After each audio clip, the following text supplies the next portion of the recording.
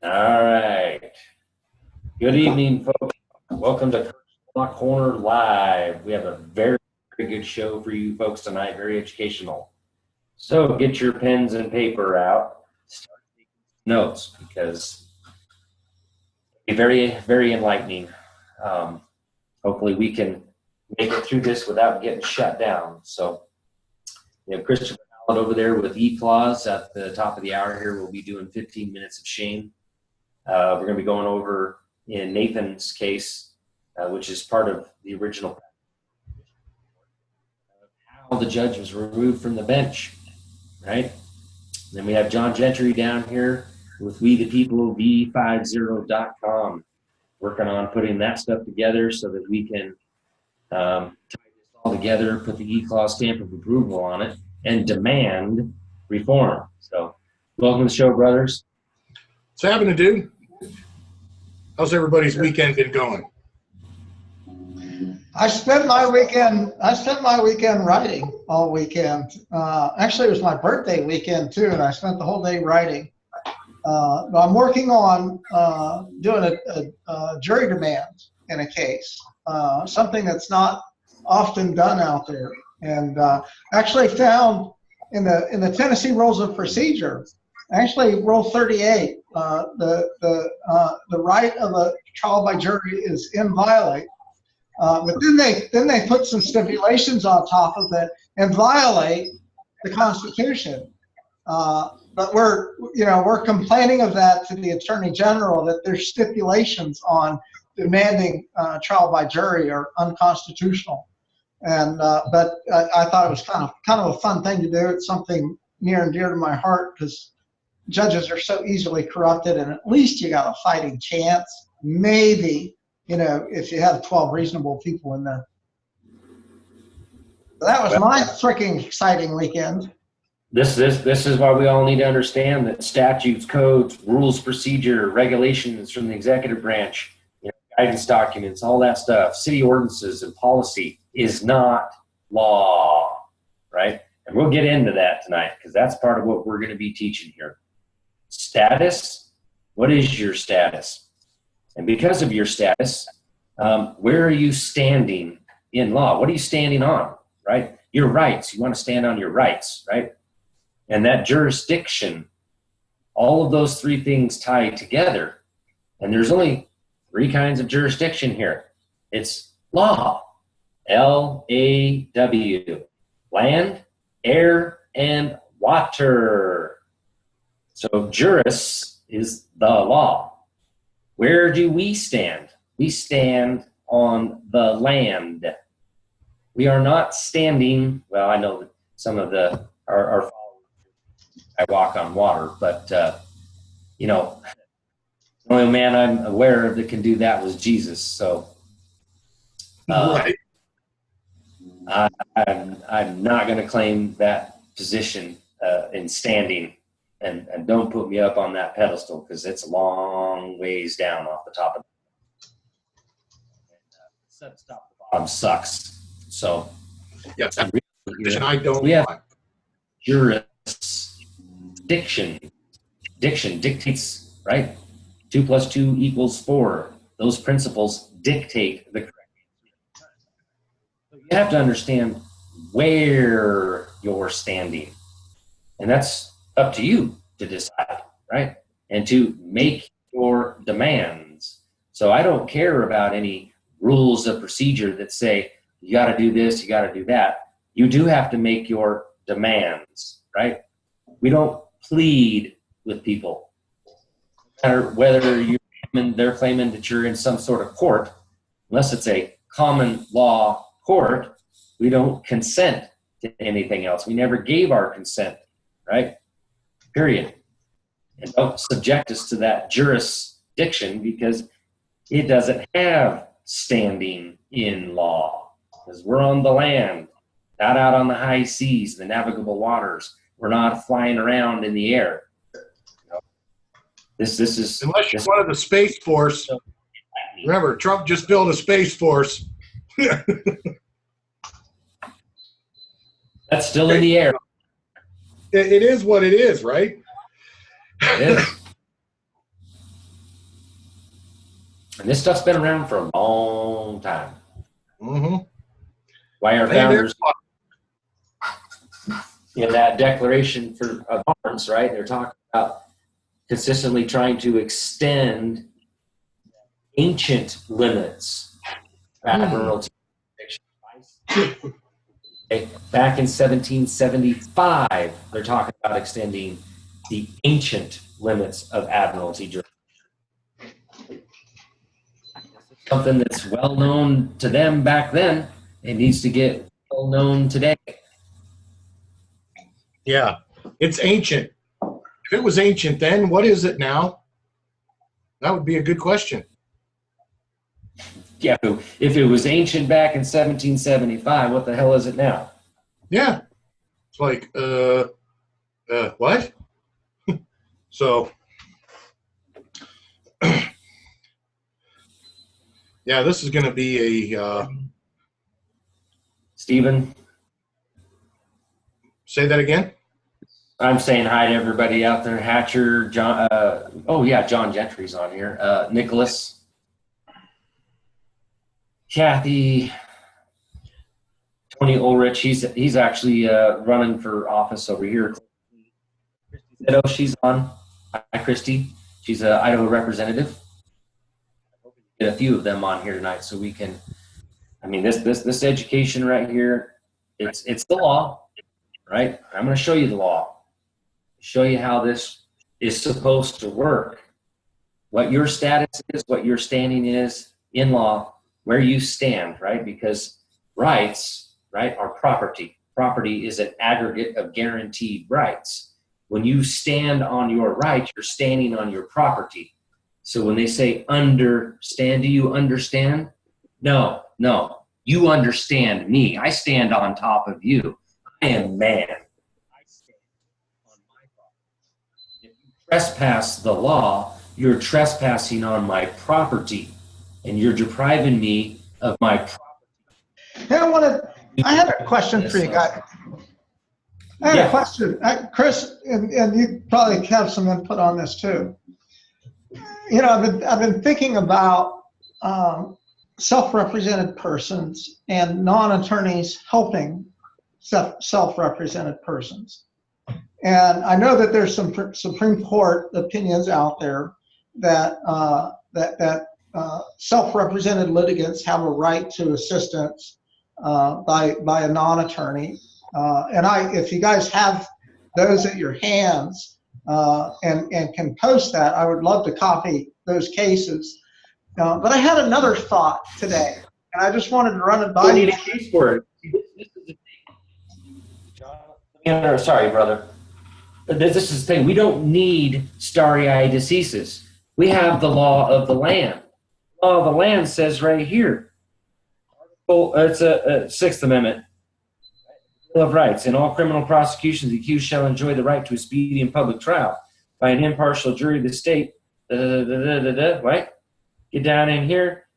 And to be informed of the nature and cause of accusation, and to be confronted with the witnesses against him, to have compulsory process for obtaining witnesses in his favor, denial exculpatory evidence, and to have the assistance of counsel for his defense. As it is written in the Bill of Rights, we have the right to assistance of counsel. I don't need a case law to tell me what the law already says as it is written. And it's assistance of counsel. And that counsel is by my choice. No man has the right to dictate to me who I choose as my counsel. No man. That's my right. That's my property. Right. And let me expound on that a little bit. I think it'll probably get a little closer to John's answer. When you're talking about the difference between the actual due process of law and stare decisis, okay?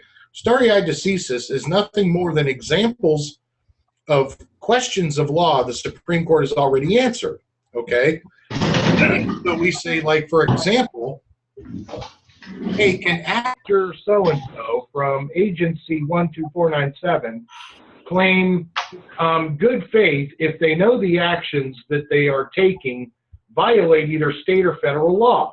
And the answer to the question was no. The case was Owen versus City of Independence. So that's an example of how to apply stare decisis. So basically, if you're in a situation where you have an actor of an agency or any other office of emolument, right? There's that word again. Well, I'm claiming full faith and reliance or good faith on this thing, so I took this action. Well, if it's reasonable to know and comprehend that the thing that they're claiming full faith and credit in, we'll say, for example, the Violence Against Women Act, that was defeated in 2000. So wait a minute, how are you claiming full faith and credit in a piece of legislation that was defeated 18 years ago, right?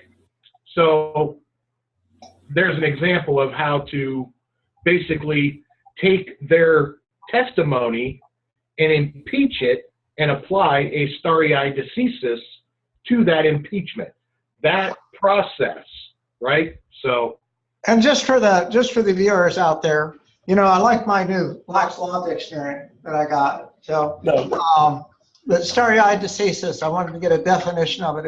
It's to stand by things decided, the doctrine of precedent under which a court must follow earlier judicial decisions when the same points arise again in litigation. So that's what stare decisis is. Here's the thing, like the Women and Children Against Violence Act, under what jurisdiction does that fall under? Does that fall under the jurisdiction of the land, the air, or the water? Who made it? Well, if the United States Congress makes it, guess where that applies? Out on the water, on the high seas, because Congress has no authority to alter the fundamental law. Congress has no authority to alter the Constitution.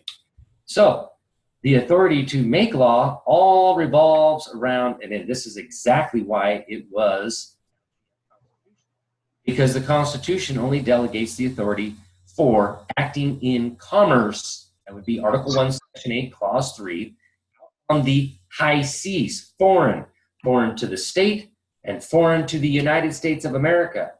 That's the foreign jurisdiction, which is in the air, anything coming from a foreign country into here by plane, anything coming from the high seas, whether it's a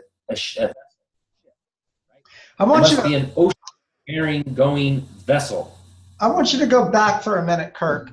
This is a really important issue for me that I want to understand clearly. And sometimes you guys know I'm a little slow on the uptake, but I always get there, don't I? So yes, sir, you do. Go back to what you read earlier about assistance of counsel, and where did you find that at? That's the Sixth Amendment, right? Bill of Rights. It's in the Bill of Rights.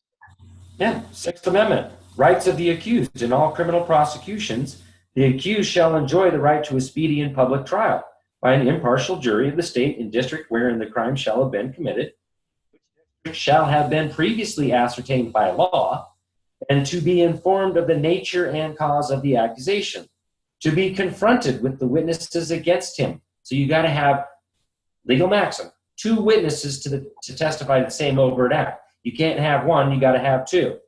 That's a legal maxim. To have the compulsory process for obtaining witness in his favor. If you're denied that, this is on your behalf, that's denial of exculpatory evidence. Then you have the assistance of counsel for his defense.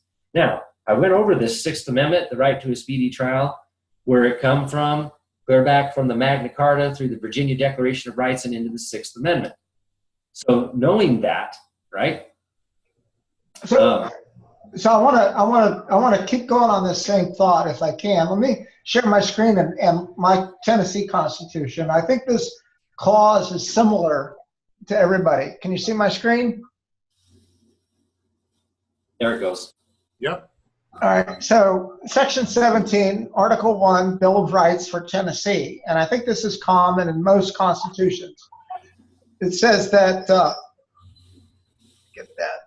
sorry, I'm trying to get that to as you can see.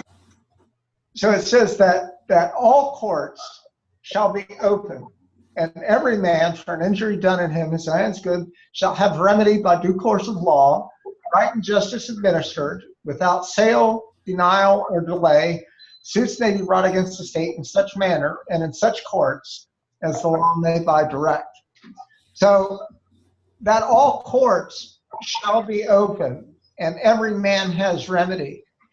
When I say all courts are open, now I think that primarily goes to, they can't kick everybody out of the courtroom because they want to have corrupt proceedings. I think that's primarily where that comes from. And Bertram, back in the 1800s, he said that courts are important, and that courts not operate in the dark because the proceedings may seem untoward to the public or perhaps corrupted, and that's why we have open courts. But I wonder also, if open courts, if you guys have any thoughts on this, I'd love to hear it. But does an open court mean anybody can come in there and argue, as well as anybody can watch? I don't know. Well, see, this is the confusion that we have. We seem to think that we're supposed to be going into their courts. We read out of Black's Law Dictionary, a court is supposed to be out in the open, not supposed to have a ceiling, not supposed to have walls, because the common law courts is the people's courts, which is supposed to be out in the public. Now, it even says that the walls are actually the walls, outer exterior walls of the buildings, down inside the street or an alley.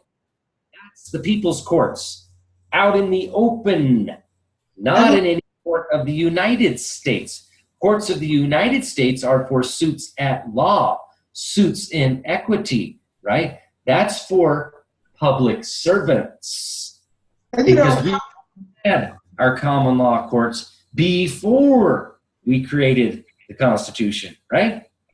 And how we got here, this is how the legal profession established a monopoly. And that's what it's clearly a monopoly where justice is for sale today. If you hire the right attorney, you can get anything you want in a corrupt court proceedings, tens of millions of dollars, everything that your spouse built, really just anything that you want. If you hire the right attorney who's connected to the judge, you can get whatever the hell you want. That's how corrupt our courts are today. But how did we get here? Was the legal profession determined for itself that you have to have a license to practice law, and their justification was, well, we got too many people coming in that don't know what they're talking about, clogging up the system, and so you have to have an education if you want to argue. And that's where this licensing, the practice of law, was establishing this monopoly.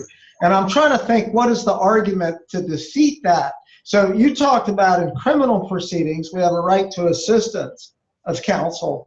I'm trying to craft an argument in civil cases, like divorce court, where somebody like me can go in there and because I can kick ass on any freaking attorney out there. I have no doubt in my mind. I've already beaten some of the best attorneys in Nashville, including Pam Taylor from the law firm of Stites and Harbison. I kicked her ass, and she isn't practicing law anymore, more than likely because I've been kicking her ass in federal court.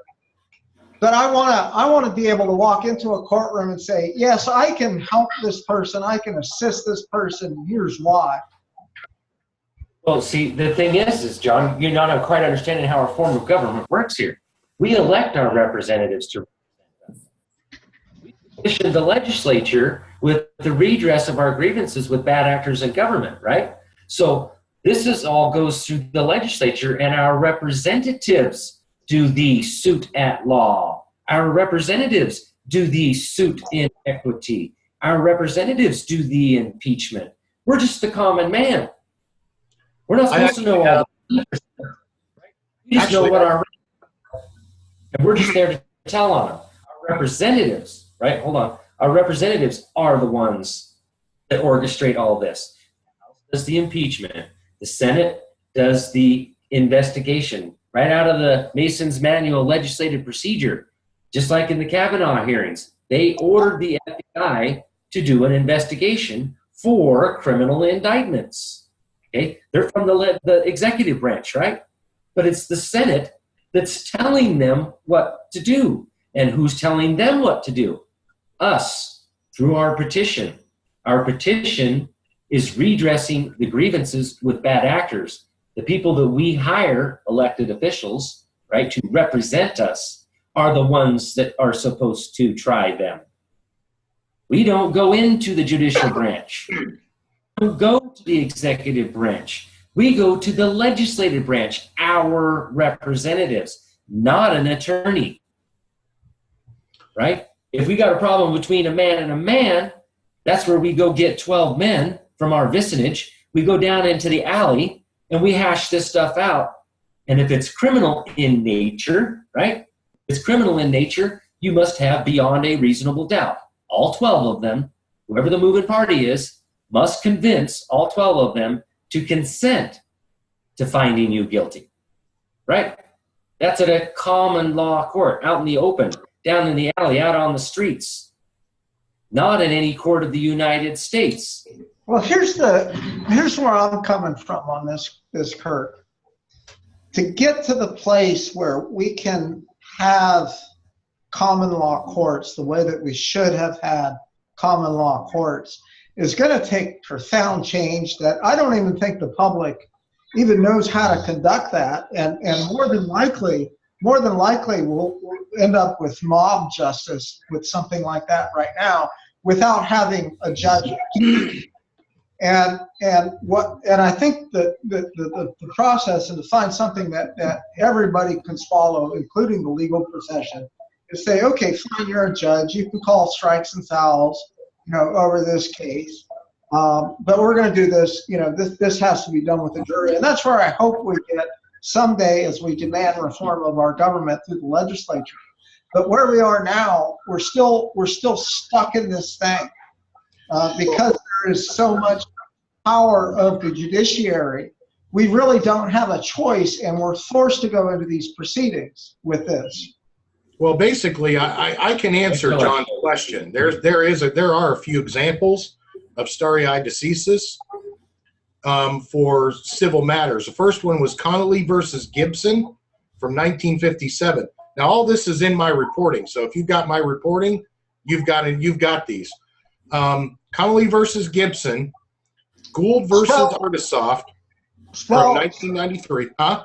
Spell how I can spell Gibson. Spell the first one. Connolly is Conley v. Gibson, Gibson, and that is 355 U.S. 41 from 1957. That's the actual case citing. If anybody's following along in my reports, these are all listed in the stare decisis that I've cited within my reporting. So that's one. For example, I think this one was even a Tennessee case, Ex parte Young from 1908. That's also another example that says non-attorneys can, utilize court emoluments, right, to settle disputes. So that's one of my favorite cases, Ex parte Young, actually. Yeah, right. And here's another good one that you could argue, and I've argued this one successfully. Sampson v. Murray was an interesting case in that it stated that there was no remedy available in law. This was a case from 1974. And because there was no remedy in law, it required legislative action to create the remedy, right? This case was actually very instrumental in me creating E-Clause as a competitive entity against the bar, right? The bar says we're going to provide for the common prosecution. I said E-Clause is going to provide for the common defense. Let's go to work, right? And my first case was actually a criminal defense. That was Nate's case, which I'm going to cover tonight. And that led to the establishing reasonable doubt and terminating the case with prejudice, blah, blah, blah, and cleared Nate's name. So Another case of civil litigation being, again, allowing non-quote-unquote a bar member to utilize court emoluments as, like a meeting room, was Sperry versus Sperry versus the state of Florida, X-Ray the Florida Bar from 1963. Basically, this was a case of specific subject matter that bar members, there's no way a bar member could have had any knowledge of the subject matter, because it was, the subject matter in question was not common knowledge. They were kind of getting into the whole intellectual property, because intellectual property hadn't been established at that point back in the 1960s. So because this was a specific case related to something specific, that it required, like, for example, you can't use an attorney to go teach somebody how to pave a road, right? You need somebody skilled on road paving to pave a road. So that was kind of the premise. And, and again, that's why I said every one of these cases that's within this reporting, I've read every one of them. And there's some really interesting stuff in here. So let's go ahead and get right into that, because I want to get to the status, standing, and jurisdiction. And you guys, both of you and everyone else, very important. I promise you, half of the stuff that you guys are talking about is all bullshit. And wait till I get done with showing you the way the law is supposed to work. And you're gonna. You cut out, Kirk. I didn't hear you. Okay, so when I get to this stuff, status, standing, and jurisdiction, when I get through all that, you guys are going to be enlightened. All the stuff that we're talking about right now, you just wait. So I'd like to go ahead and go with the Nate stuff. Yeah. Let's get into that. Okay, that's what I was going to ask. So you're going to go into 15 minutes of shame. Right. So that said, that's going to lead us off with the 15 minutes of shame tonight. I'm going to go ahead and pull this stuff up, get it up on the screen. Tonight's topic is going to be Judge Scott Lye and how we got him off the bench in Ector County, Texas. So let's see if you guys can see my screen here. And yep, looks good. Looks like we are up and running. I'm going to shove that little monstrosity over to the side there, I think. Maybe, possibly, could be. Well, anyway, for whatever the reason, it didn't work. Didn't like that. So, okay. The going into the, after this was post-federal court, after we cleared Nate's name, and they basically said, the court said, no, you can't basically hold an adjudicatory gun to his head, right? Under the premise that you can just decide to pull this thing up anytime you want to, because we can prove reasonable doubt, and we did. So this was the first case that kicked off the Weaponized Family Court series. What's up, Kirk? Notice at the top of this, who is that addressed to? Yeah, that's in Congress. Okay, this is the petition, folks. Notice who that is addressed to in the 2018 congressional session of the state of Texas. This is not to the judicial branch of the 4th Judicial or whatever, right? This is to Congress, your legislature. Right. So, and again, under Texas law, Article 3, Section 1 was where we chose to initially address that. Huh? I just got the little thing that says my connection is unstable. Oh, okay. So this was where we originally chose to petition the legislature. Okay. This was a follow-up to our the original federal case, and we were informing the legislature of this weaponized family court, right? That led to that bad action, criminal prosecution, whatever the hell it was, right? So this was where we initially took those first judicial orders that said, yeah, by the way, you can't use courts as weapons, right? And this was the case. We proved it. And they said, you know, if you want to take a state case to a federal level, here's what your criteria are. But because you've proven it, I'm going to go ahead and terminate the case. And that's exactly what he did. So this is picking up where we left off from the federal court. Now, in the meantime, a bunch, you know, with going through the various procedures, right, that we've all been subjected to, that we all love so much. This this led to a state appeal, right? This little rascal. There was an action taken against him where they literally tried to usurp, go around that federal judge, even after we removed Judge Scott Lye, and pull that crap on him again. So of course, I searched the rules and said, no, you're not going to do it. I took the follow-up report, created this appellate brief. Here's the rules, right? So what goes in this appellate brief under Rule 38 is the identity of the parties, right? 38.1A. Table of contents, 38.1B, okay, and so on and so forth. So when we look at these things, look at the cover page, that's why I cite the rules right next to where it goes, okay? So I'm telling them this is a Rule 38 brief, right?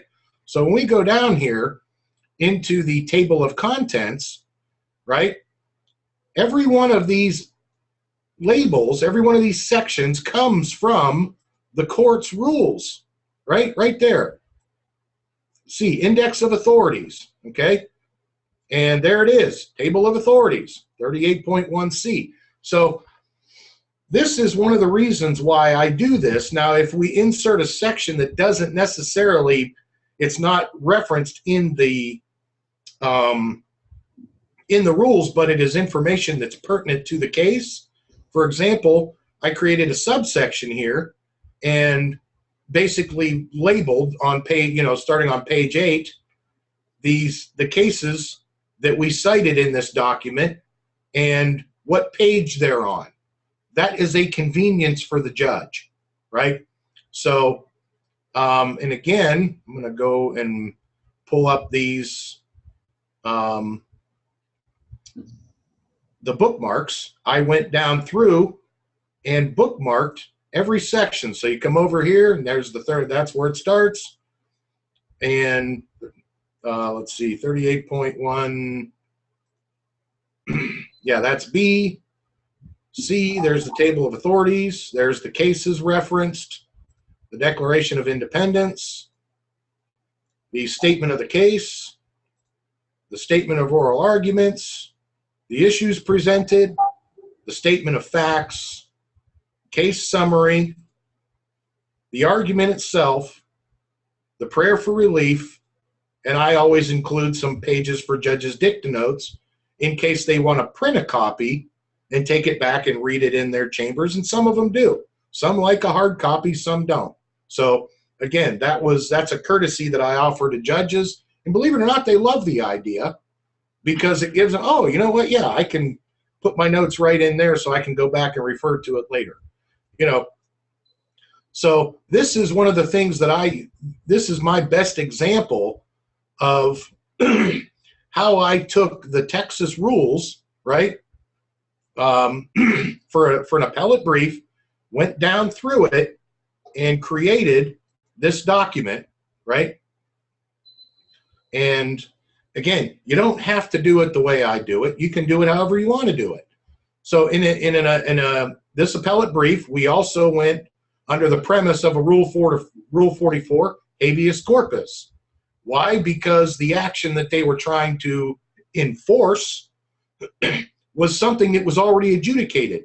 Basically, it was res judicata, okay? And because it's res judicata, we were pursuing counsel's liability for excessive costs or vexatious litigation under the maxim of law. The premise, core concept, What I cannot do in my person, I cannot do through the agency of another, right? So, and again, and there's the case and the judge who it was currently for, blah, blah, blah, blah. And because this action was in the appellate court, knowing that we were already in Congress, it didn't require me to send it to Congress at that particular point, because really no action had been taken. This was based off of them trying to usurp a federal judge's order, and I called bullshit, basically, through this document. So where that led us to is, now mind you, this is post after Judge Scott Lye, right? He's now gone, and he has been replaced by this Judge Billingsley, who had absolutely no clue that the reason why Judge Scott Lye is no longer Judge Scott Lye. So when we went through at the appellate level, and they said, okay, well, what we're going to do is we're going to kick your writ of habeas corpus back down to the local court, right, the local state court. But in the meantime, file a motion for rehearing, wink, wink, nudge, nudge, tell us why you did what you did. So in that. Real quick question, Chris. Shoot, John. So you filed this into Texas legislature. I assume you did it with the House, or was it joint Congress? This is all joint rules. Okay. This is all based off of joint rules. Okay, so you went to the legislature under joint rules, and then did you file it with the clerk's office in the state legislature? Absolutely. You just handed them a single copy? Well, the actual filing process did come from the clerk of court. All I did was call the legislature to confirm that it was forwarded per the request, and they said yes, it did get forwarded. So I didn't have to physically walk in, or Nate didn't have to physically walk in and hand them a copy, because it was already there and it was already being viewed in oversight. Okay, so yours went from the court to the legislature, or correct? Oh, okay. Right, because what we did was we wanted to establish reasonable doubt for this bad action prosecution that they were holding this adjudicatory gun to his head, right? But without the court sending it to the legislature, we can just walk into the clerk's office absolutely, and yeah, just file it with the state Congress, right? Well, and again, every state's a little different. In my state, you can't do it that way. You can file in federal court that will go to U.S. Congress, but in the state level, you have to do it kind of manually, which is one of the reasons why I've said, well, we need a mechanism here that allows us to connect the dots between any and all courts or administrative actions or whatever, and the Congress for oversight, because you've got a metric shit ton of problems here, right? Yeah, and this is a process that I'm trying to work out, because I'm just going to take my brief in the Supreme Court of the United States. My writ of certiorari is it's a reform action for the state of Tennessee, and I'm just going to take that and I'm going to draft a cover page like you put together, and I'm going to take that down to the clerk's office and say, okay, my Constitution says that I should address grievances with the legislature. I'm here to do that, and I would like to file this. What's the process? And this is going to be new ground, because nobody's done this shit before, right? Exactly. Yeah, I was the first one to do it in the state of Florida, and I said, well, according to the Declaration of Independence, if we're going to provide new guards for our future security, hey, that's my job, and I have an idea that is consistent in law, right? Since you want to play corporation, here's how corporations are run, right? So again, I'm literally instructing them, teaching them how to do this. And it's kind of a neat project, because now judges that were kind of basically giving me that scathing fuck you for how long, are now kind of sitting there going, wait a minute, this is what this guy did for a living? Are you shitting me? Right? So yeah, I mean, that's why I said it's an interesting kind of a come to Jesus sort of a moment. And anyway, moving on, this was where we came in and we really, really, really hit home. And this motion is one of the, this document became talking points over these last 3 or 4 days in U.S. Congress, which is one of the reasons why I know they're paying very close attention to this case.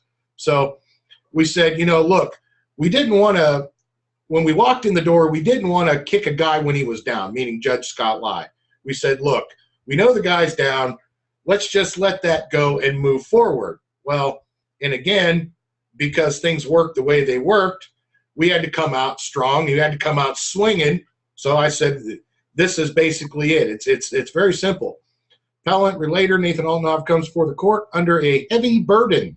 In that burden, I was presented with the choice of appearing to further besmirch a no longer sitting judge, Scott Lai, and take what I believe to be necessary actions to protect my son from well-documented abusive situation, or abandon this cause because of well-established court decorum, as well as the need to pay necessary due respect to deeply rooted traditions of the court and its officers. And I chose this maxim of law to insert. The safety of the people is the highest law, right? So in other words, given the choices, we're going to pick the safety of the people. That said, you might want to, basically, you want to make me kick a guy when he's down. Okay, I don't want to do it, but it is what it is. So even though the officers in question chose to ignore perjury statutes in accordance with the previous administration's agenda, an agenda which was clearly intended to undermine public trust in the court and its many processes, right? And here's where, this is where I love this maxim. It fit right here perfectly. Great fault or gross negligence is the equivalent of fraud, right? And what do we know about fraud? Fraud vitiates everything. Oh, God, I got to hold up on that. I got to write that down. Because I'm going to use that, Chris. I love the maxims you find. Well, we're recording this, so and this document's public record. It's already on. It's in the appellate case. So if anybody is interested and they want to actually take the time to look it up, we can go down through the language and let's see here. It was these burdens which led me to present this case as I did, by and through fiduciary reporting. Basically, that's me. Therefore, falling under the exclusionary rule per fruit of the poisonous tree doctrine. That's my favorite one.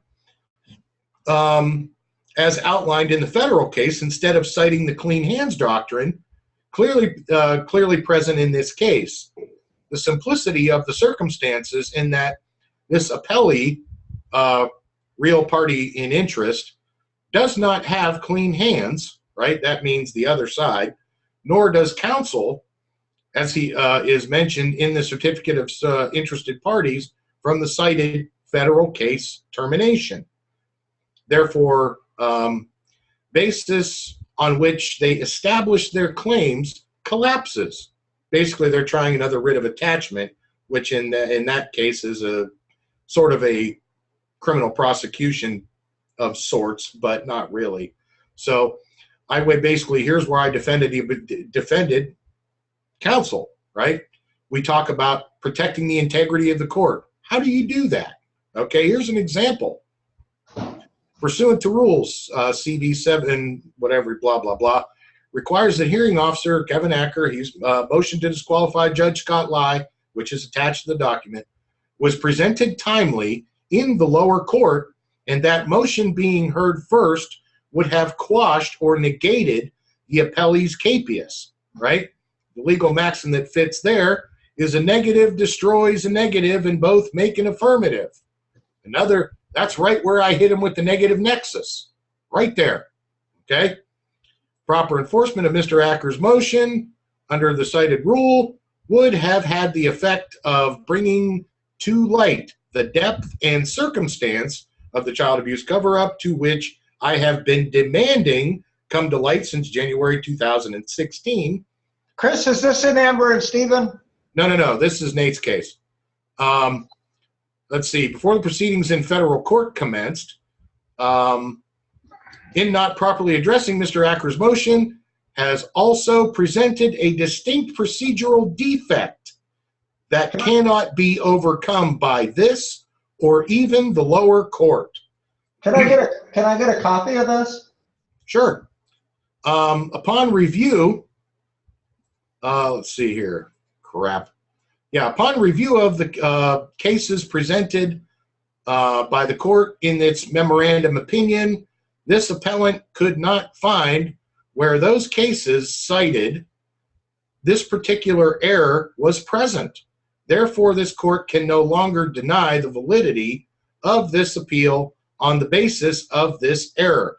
And what the appellate court did was took the original habeas corpus, right, this document right here, and handed it down to the lower court and said, you need to do this, right? Also, it got handed to state Congress pursuant to this follow-up, right?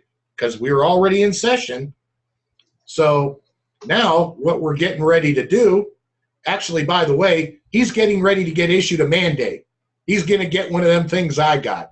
We're just waiting to see if it's directed to him personally, him and his counsel, Kevin, or him, Kevin, and myself, or any combination of the three, right? So before we take our next action, which is where I'm going next, it's based on this standing order that establishes the 446th District Court of Ector County. My challenge, or actually our challenge to this, is how can they claim this court is constitutional when the order establishing it makes no mention of the Constitution itself? The word Constitution is not in this order. So how can you argue that this order is constitutional? And the answer is because this case is in the legislature, which is where they're claiming the 84th Texas legislative session created it, right?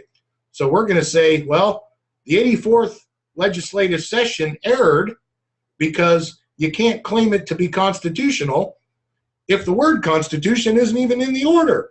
So, again, this is just me being anal retentive to detail.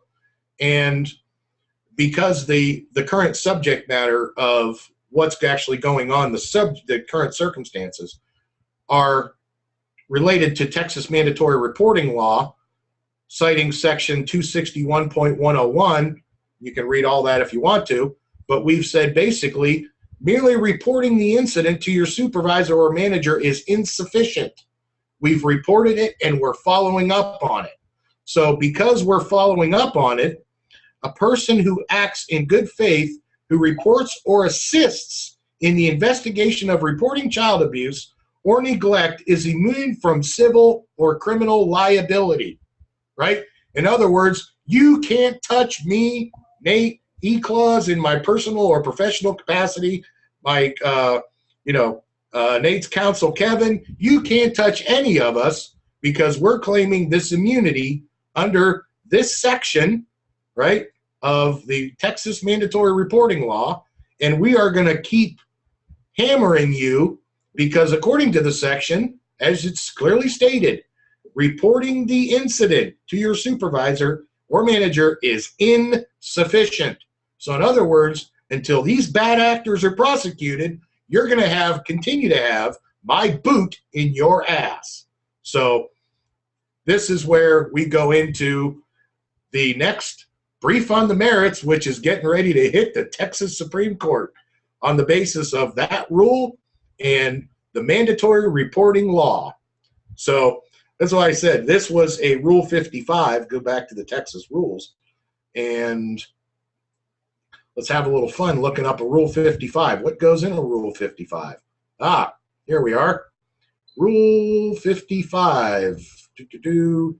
Here it is, 55.2, petitioner's brief on the merits, right?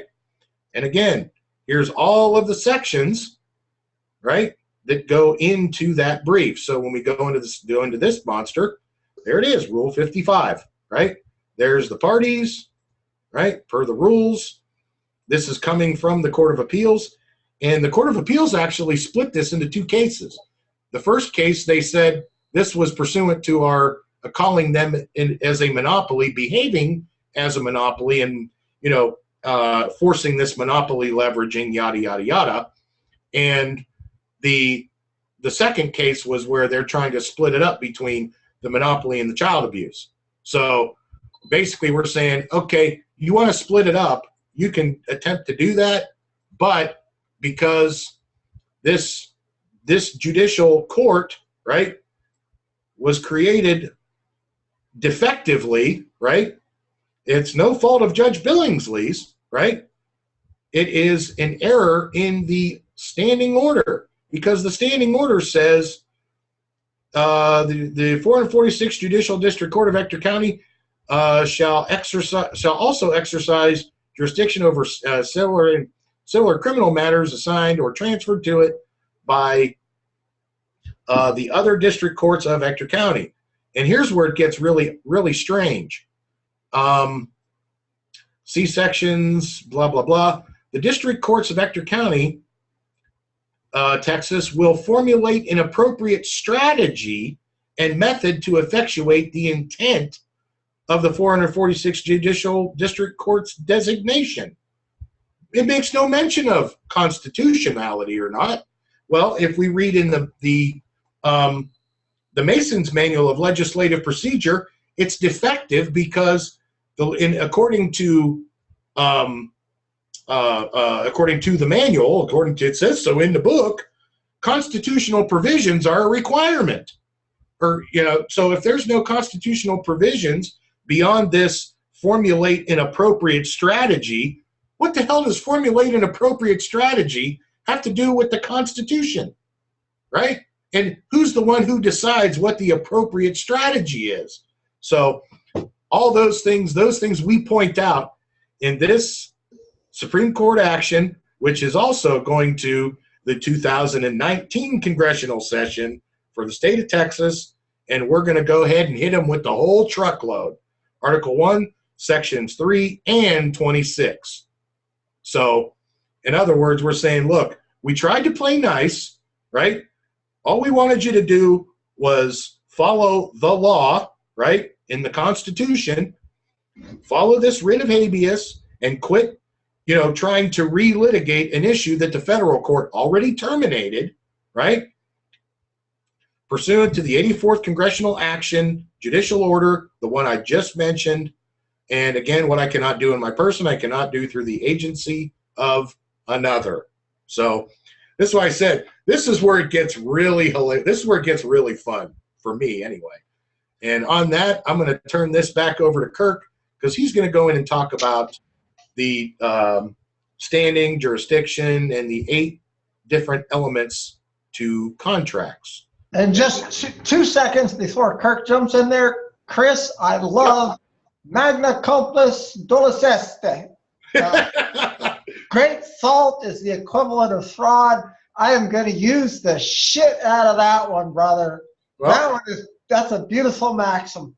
That's one of the reasons why I love putting them in there, because they answer things related to expected behavior when we walk into court, right? When we walk into court, we have an expectation of professionalism. We have an expectation of an honorable proceeding, right? Level playing field, right? Right? If I can't do it in my person, you sure as hell can't do it, right? So. And I like, as Cheryl asked what language is that? It's Latin. All the legal maxims are written in Latin. Correct. Not like Latin America, but like Latin from ancient Greek. Well, not that ancient, but anyway, Kirk really laid this out. Legal maxims, we looked up the definition, they're principles of law. And a principle of law is just like a principle of nature or a principle of mathematics. It's a principle. It can't be violated. Right. It's like, you can't say gravity doesn't exist. It's an established principle of nature that cannot be violated. And that's the same thing that these legal maxims are. So Chris, I love how you use them because they are, like Kirk said, they're principles of law. Mm-hmm. Yep. All right. So If you guys will mute yourself here so that we don't get any cross let me do that right noises. This is with the algorithms here. All right, folks. You all ready for this? Because this is it.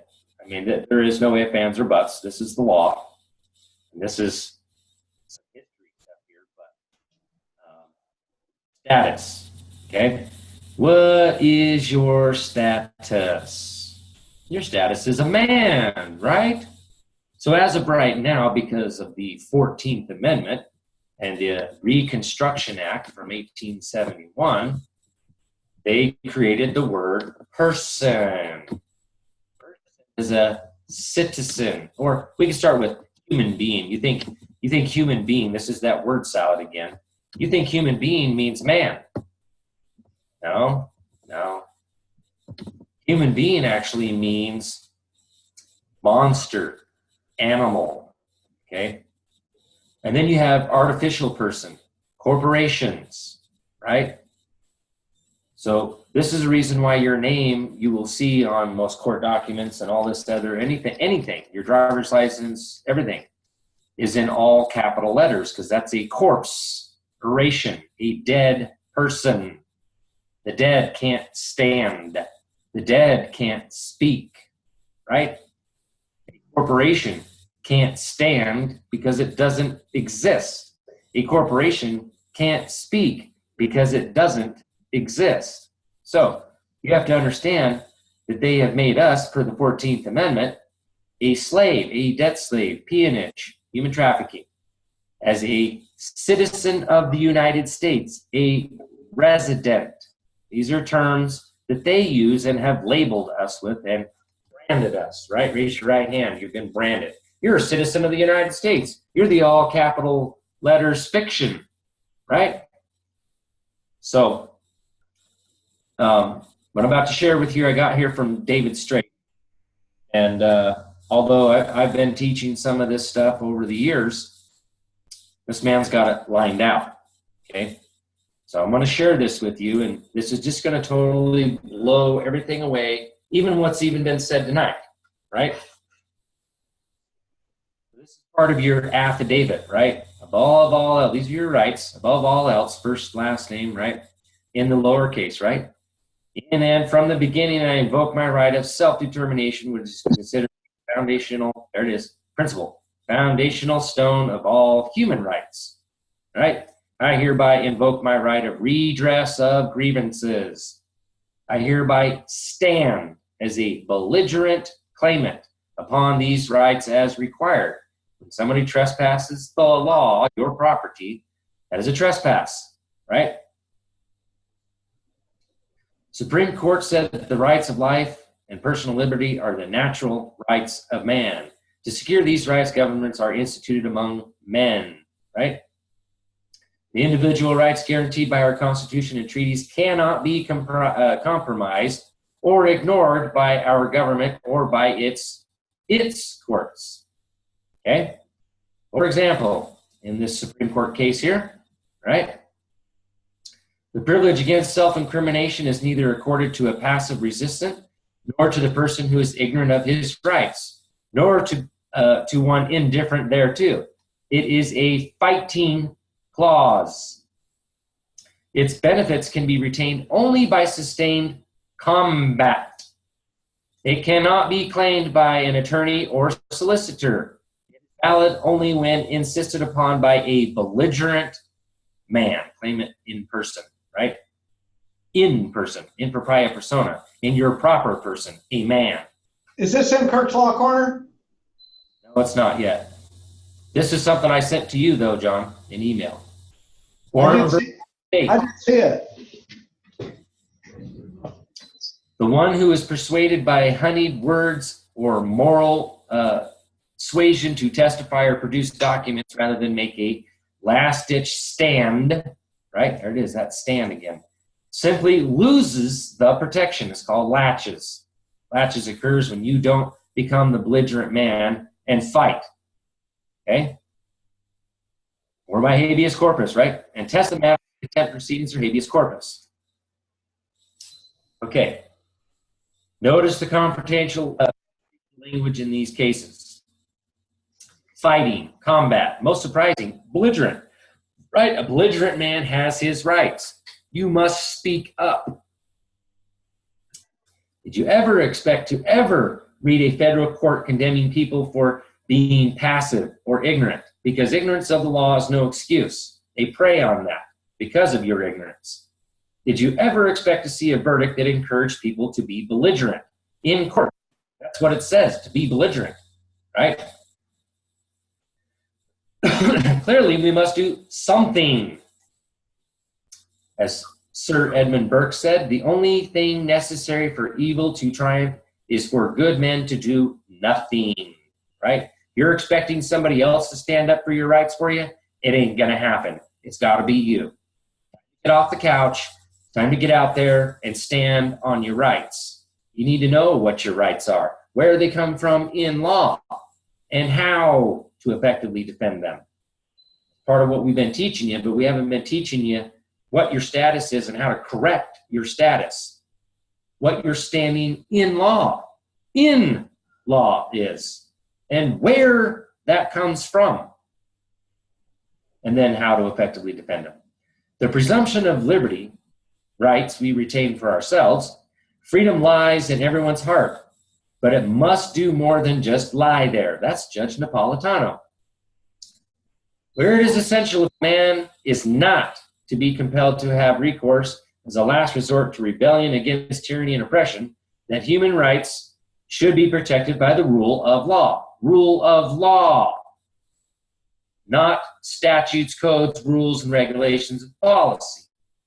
Okay? Declarations lay down the law. Bills of rights are merely declaratory of the common law, your rights, right? The state's parties to the present, let's see if I can actually, a little bit bigger. Come on, I should have went bigger. Oh, crap, what did I just do?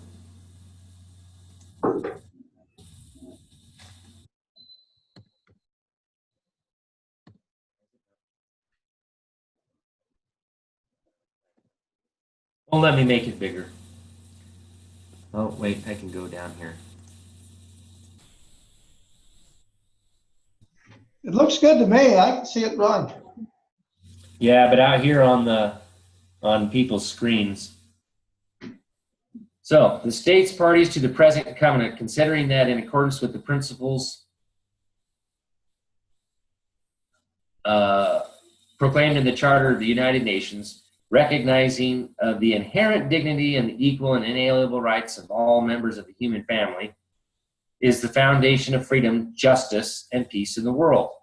Recognizing that these rights derive from the inherent dignity of human person, not human being, recognizing that in accordance with the Universal Declaration of Human Rights, the ideal of free human beings enjoying, well, he did put human beings, enjoying civil and political freedom and freedom from fear, and what can only be achieved in conditions are created whereby everyone may enjoy his civil and political rights, as well as his economic, social, and cultural rights, considering the obligation of states under Charter of the United Nations to promote universal respect for and observance of human rights and freedoms, realizing that the individual, having duties to other individuals and to the community to which he belongs, is under a responsibility to strive for the promotion and observance of rights.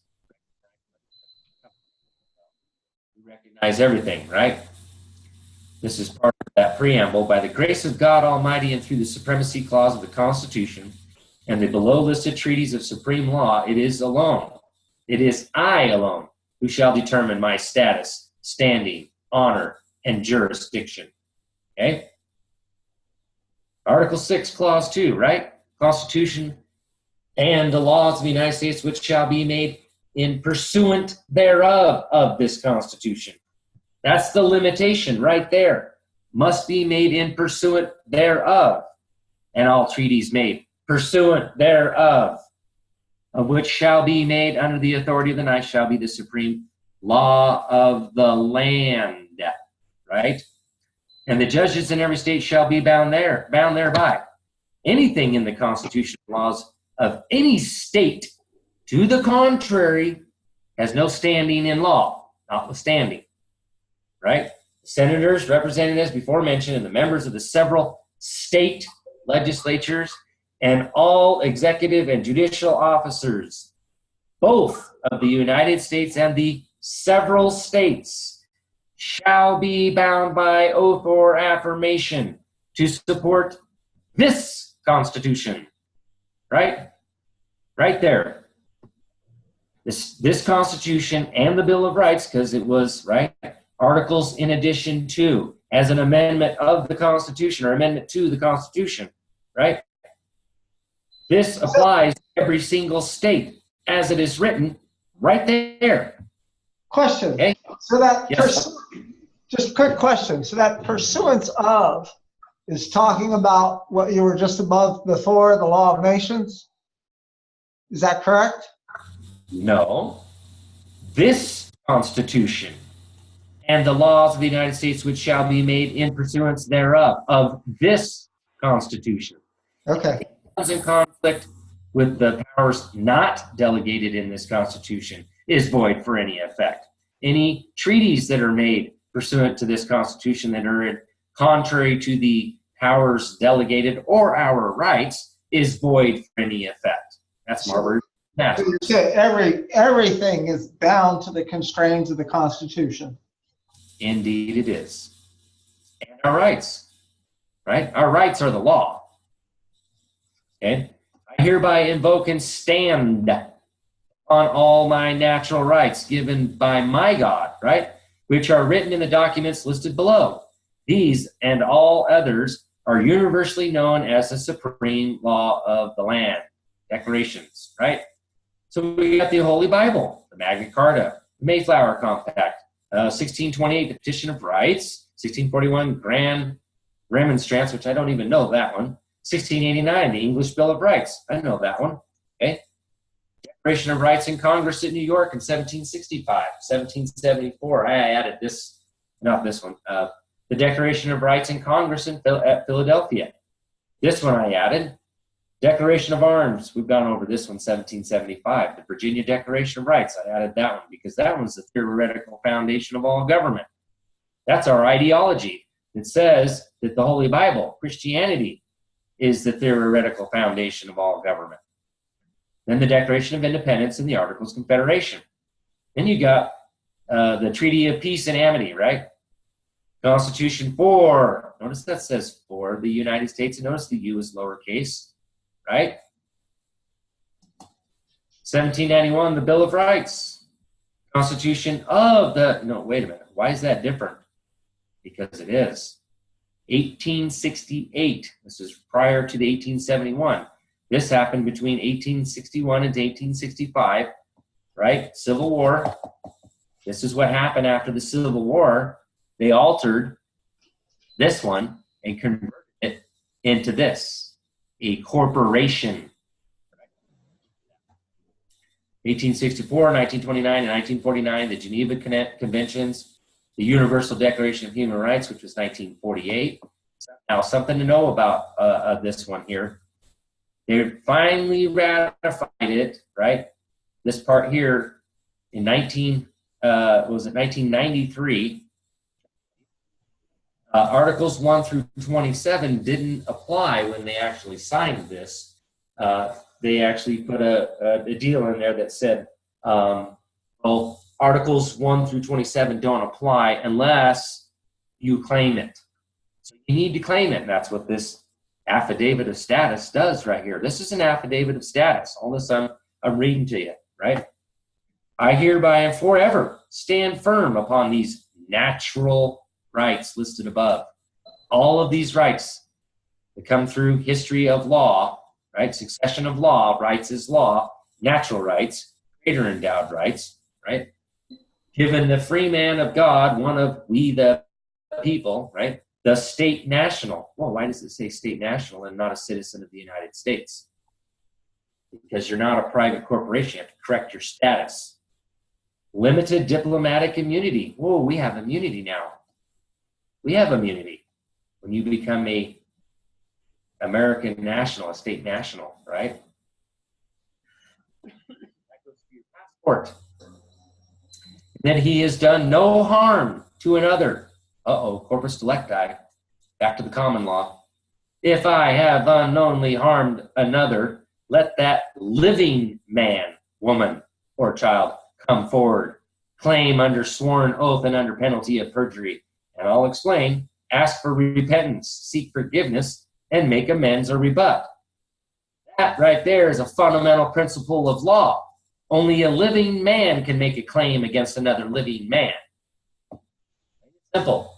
And it must be sworn oath, an affidavit of truth, under penalty of perjury, right?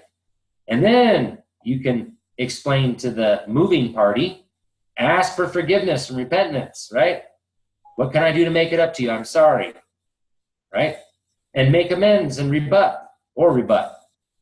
That's part of something I just went over last week, giving rebuttal, right?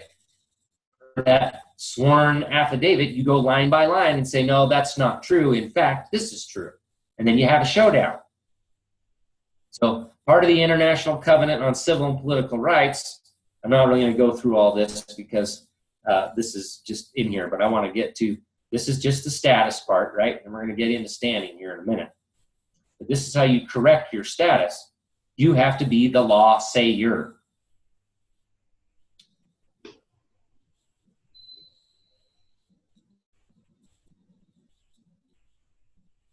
And there's a lot there that we're going over. I think you get the gist of your status is not, right? You're a man.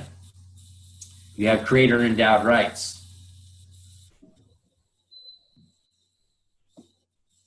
This is good right here. No person shall be deprived of life, liberty, or property except by due process of law, which comes from the law of the land, Bills of Rights, your first article of your state constitution, and the Bill of Rights.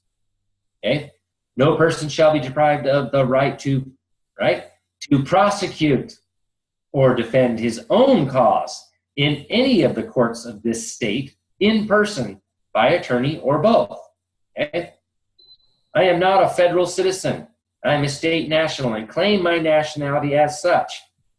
The way it's got it right now is Utah is a member nation state of the Union, is it not? All states have joined the Union. The Declaration of Independence was a declaration of trust. A constitution is how a corporation or trust operates. The Articles of Confederation was also a constitution. So that's all for the corporation, not for the people. We, the people, are the grantor. Beneficiary. We, the people, are the beneficiary. The public servants are our trustees, right? You cannot use trustee without it being a trust. That sums it up right there, right? In trust. In God we trust. They're the trustees of the trust. This is the public officer's contract, right? Constitution, compact, contract, that oath. To that, per Article 6, Clause 2 and 3, that oath or affirmation is the contract. The terms and conditions of the contract is the Constitution, the compact. Right? And clearly, we are the beneficiary of those terms and conditions. As members like McDonald's, right? McDonald's is the corporation. Employees of the corporation McDonald's, right, are bound by those terms and conditions, not the people. The people walking in wanting a hamburger, McDonald's can't dictate to the people that you can't have a hamburger. Because you're the servants. You're here to perform specific duties under your emolument created by the consent of the governed by compact, by contract. And that's why it has to be pursuant to this Constitution. Not lawfully created by the consent of the governed, by the compact, by the contract, and it has no standing in law. Be void for any effect. Here I shall stand, rescinding all past contracts, agreements, or waivers of rights for cause of fraud. So here, this is how you do that. This is your statements for fraud. And then this might look familiar here. If two or more persons conspire to injure, oppress, threaten, or intimidate any inhabitant. Inhabitant. If you become a state national and American national, you're just an inhabitant in the free exercise or enjoyment of any right or privilege secured to him by the Constitution or the laws of the United States. The Constitution secures our rights. We, the people, in order to form a more perfect union, establish justice, not government. Bills of rights are merely declaratory of common law, right? We, the people, ensure domestic tranquility through our common law courts. That's where we do domestic tranquility. And then we, the people, provide for the common defense. And we, the people, secure our liberty, not government. Right? The Constitution secures that because that's the limitation put right in the preamble, which is the reason why they don't like us reading from the preamble, because it puts them in their place as a servant. And they have no freaking power to alter the fundamental law, nor do they have the power to ignore it. That's a capital offense. It's treason, right?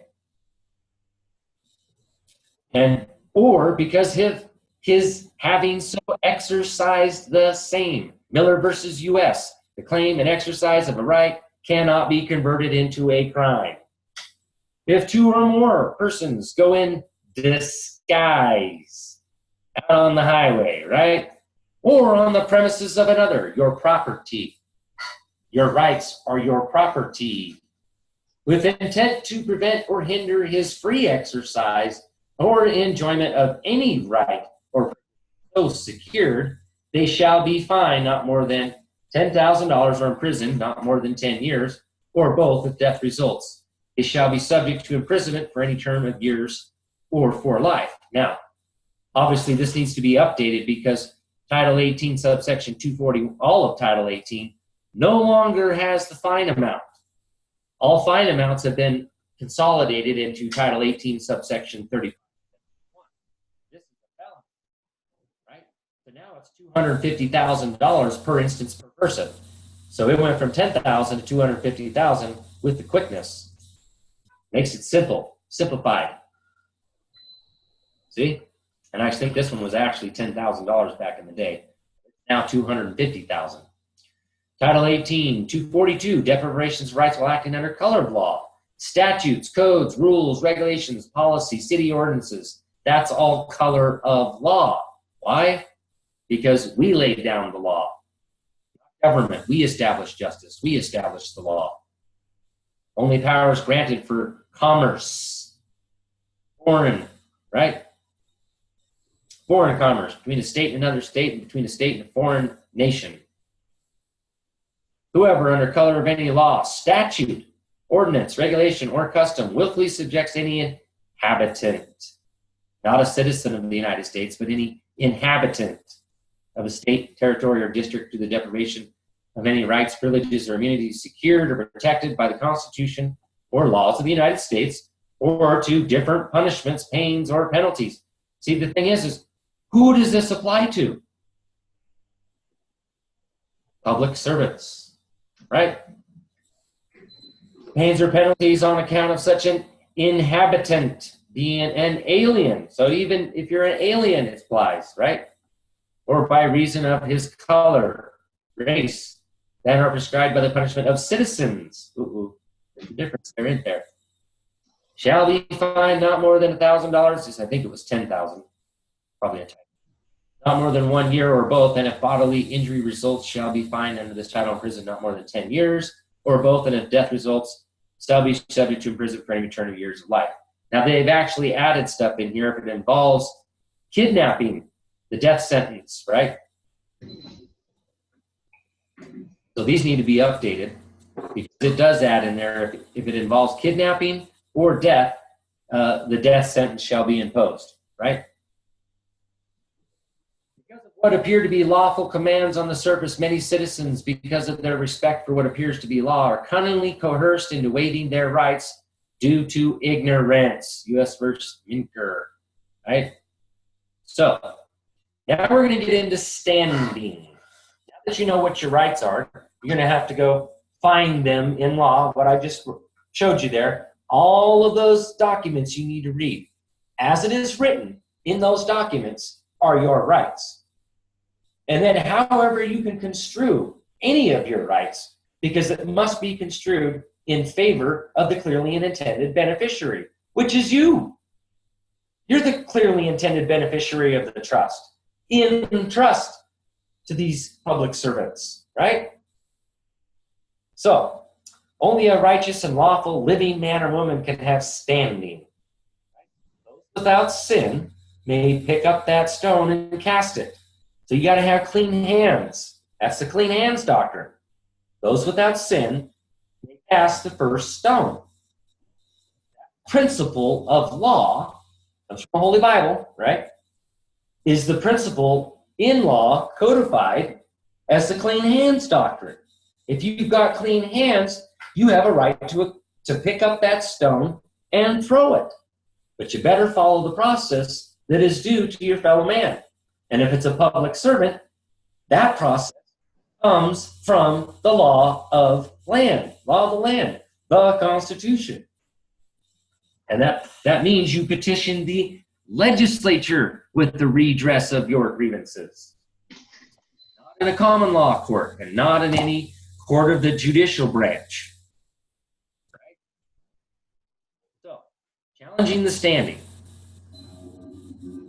Only a righteous and lawful living man or woman can have standing. Why? Because only the living can stand. Only a man or woman is born alive. We're not birthed like a vessel, like a ship. Ship's birth at the dock. Right? That's the dock. Ships are birthed at the dock. Why do you think they call it a dock tour? Because that's the dock that you're being birthed at. Okay? That's where the birth certificate comes from. You're being birthed like a vessel. Okay? You're not a living man. You're a vessel. That's that word salad again. Only a man or woman has unalienable rights, right? Corporations don't have creator endowed rights because they don't have standing in law. They can't stand, can't speak. They're not a creation of God. These rights given by God are superior law. These rights are referred in multiple documents and treaties listed above and are known in this United States as supreme law of the land. Supreme law. It's above everything. All government, corporations, agencies, agents, officers, in every level of government, and in every state, county, municipality, and in every capacity must obey this Constitution and these treaties if they are brought forward into the light, right? In other words, if you speak it, if you write it, public record for this sunlight is the best disinfectant. Picking up that torch of liberty and exposing, shining it on the evil, right? That's what you got to do. All right. No legal person, entity, created under the dog Latin, all caps name, a vessel, a transmitting utility, a corporation, can stand. None of those can stand, right? As all are dead. They have no standing. They can't speak. They cannot be the creditor. They cannot be the holder in due course because they can't stand. They can't move. They can't do nothing. They don't exist. For Latin, a creature of the law, an artificial being, as contrasted with a natural persona. Applied to corporations considered as deriving their existence entirely from the law. That's from Black's Law Dictionary, 4th edition from 1951. Go to the Bible, right? Genesis 2:7. And the Lord God formed man of the dust of the ground and breathed into his nostrils the breath of life, and man became a living soul. So, I, first, middle, last name, as a man, as a living soul, stand upon my rights and refuse to be held as the surety for the bond in trust. Because they create bonds. Getting into that. Being a man of God, a living soul, of flesh and blood, of sound mind, there's that sound mind again, intelligent and competent nature, this is sui juris, right? The creditor, beneficiary, and holder in due course of the trust, I am an honorary member and proud descendant of we the people, as creator and arbiter of government. My DNA existed upon these shores before government. I am not one artificially created by government, such as a citizen, person, or resident. We're creation of God. This is why we go by the rule of law and not the rule of man. Statutes, codes, rules, and regulations, policy. For it is my estate, and the estates of my fathers and grandfathers back many years, as I am alive upon the land. I am the holder in due course, the rightful beneficiary, and hereby command the administrator as the fiduciary to settle and dismiss this matter. Understand this, guys. You got to comprehend this. I have previously repudiated my citizenship via affidavit to the President of the United States, blah, blah, blah. Okay, this is all done through your affidavit of status, right? This is filed with the Secretary of State, President of the United States, right there. Secretary of State and the Attorney General of the United States, as well as to the Attorney General of the state. So it goes to the Attorney General of the state wherein I was born upon the land. I'm a state national, a bloodline American, one of we the people of the United States of America. Again, I am not a U.S. citizen, but I am a state national. Now, this is all about correcting your status. You've got to do the affidavit stuff. Have to correct your status to change from a U.S. citizen of the United States, the corporation, right, as a natural man. You know, you go into court, they say, all rise. Why do you think they ask you to rise from the dead? So they can attorn you. Okay? Again, I'm not a U.S. citizen, but I am a state national as described in Title 8, United States Code, subsection 1101A21, with limited diplomatic immunity as one who created government as conventions, okay? As a non-resident alien to District of Columbia or to the International Monetary Fund, my estate and or trust is as described in 26 U.S.C. 1, as a tax-exempt foreign estate or trust. Imagine that. You correct your status, you pull yourself out of this crap, this de facto crap, kangaroo courts, right? The citizen of the United States is a civilly dead entity operating as co-trustee and co-beneficiary of the public charitable trust, the constructive sesticu by, I actually said that wrong. It is sesticu by trust of U.S. Inc.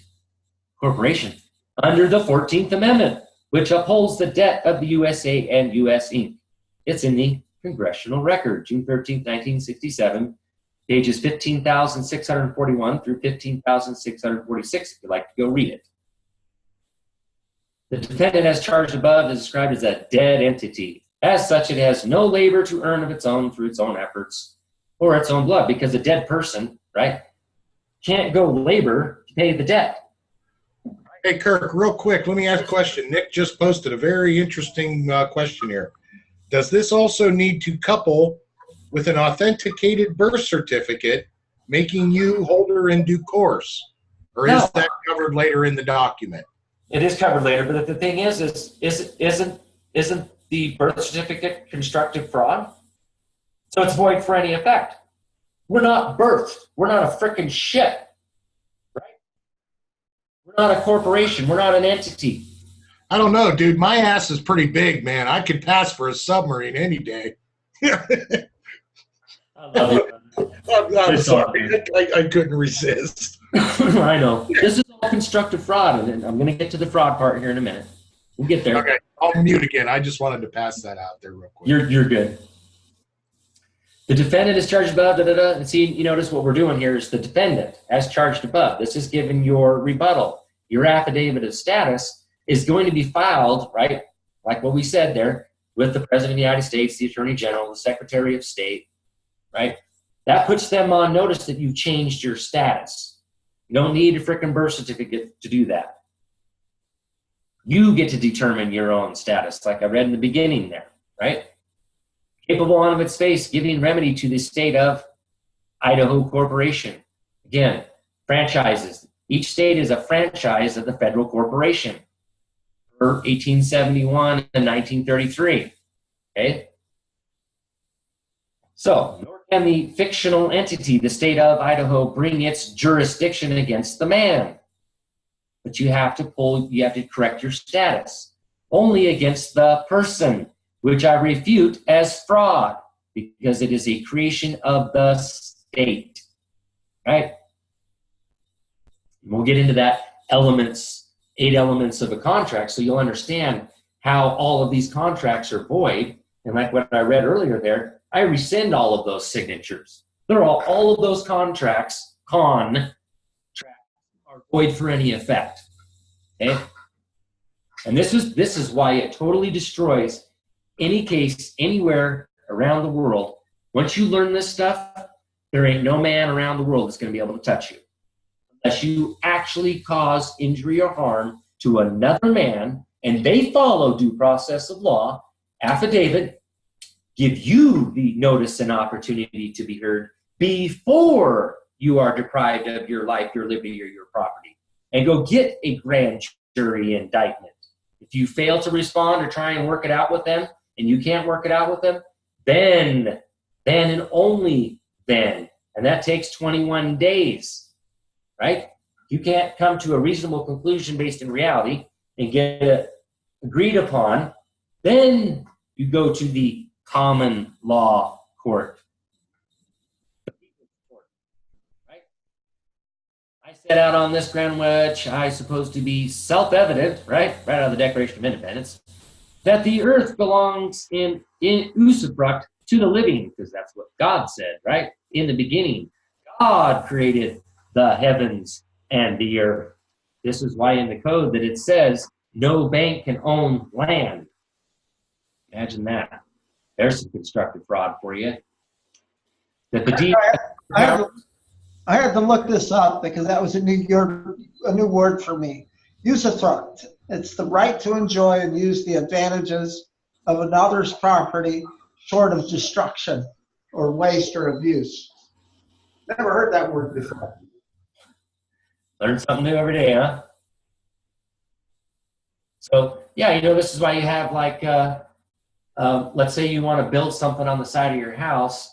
There's an easement onto your neighbor's property to come in and, give you that space in that working room. And sorry, but when you're done, you better put it back the way it was before you started, right?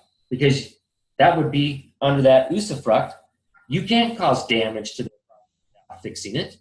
You may have the right to use that easement to do what you need to do on your property, but you have to return their property back to its original state of being or better than it was. Or then you create a right to a cause of action for your neighbor against you. Oh, yeah, sorry, shit, I forgot to fix that. Let me get on that. Whatever, that creates a right to a cause of action. Let me see what James Madison said. That the deed have neither powers nor rights over it. Thomas Jefferson letters to James Madison criticizing the new Constitution. Imagine that. Thomas Jefferson criticizing the new Constitution. I don't want to get off on that tangent because it'll totally blow everybody's mind. Because I'm just gonna leave it there because it's too much. It's too much for people to. I want to hear this. I want to hear this quote from Jefferson. I'm still stuck on them trying to break a wine bottle on my ass when I was birthed at the shipping yard. But anyway, have fun. Continue. At some point in time, one recognizes the fraud. As I, the man, have awakened to the fact that it is I, the living man, whose blood, sweat, and tears of his labor, the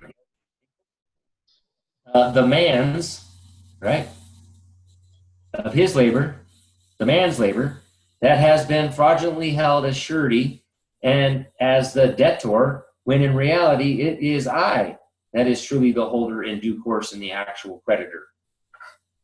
14th Amendment there, they're trying to construe that. But alas, the government corporation deems that the man is lost at sea. You weren't dropped on your head, you were dropped out on the sea. That's what they do with that birth certificate. The doctor takes your footprints and says, yeah, you were here, but now you're lost at sea. And so everything that you would be entitled to as your direct bloodline and all of the fruits of your labor, right? But you have to know how to pull yourself out of that citizen of the United States, a resident. Is every estate, while his employees, the government corporations, steal the fruits of his labor.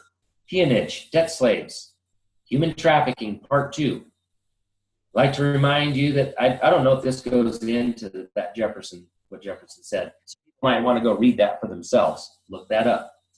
I would like to remind you that the act of either remaining a U.S. citizen or becoming one is voluntary. Revocable act according to the U.S. Supreme Court in the case of the United States. That's that Cruikshank case from earlier, right? So you have the right, and it's in the code right here, as defined 8 U.S.C. 1401, but has always been my intent to be a national was your intent. You didn't intend to be lost at sea and be a tourist, right? So 18 U.S.C. 1101 again. Now I want you to understand that throughout this whole entire document, there's what's called the rule of 3. You must state this, whatever it is, 3 times. It's the rule of 3. So once they've been informed 3 times, 3 different ways, stating the same thing over and over again, right? They have to recognize this.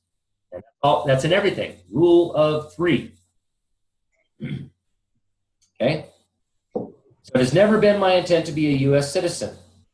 As defined in 8 U.S.C. 1401, intended to be a national per 1101, but not a statutory U.S. citizen per 1401.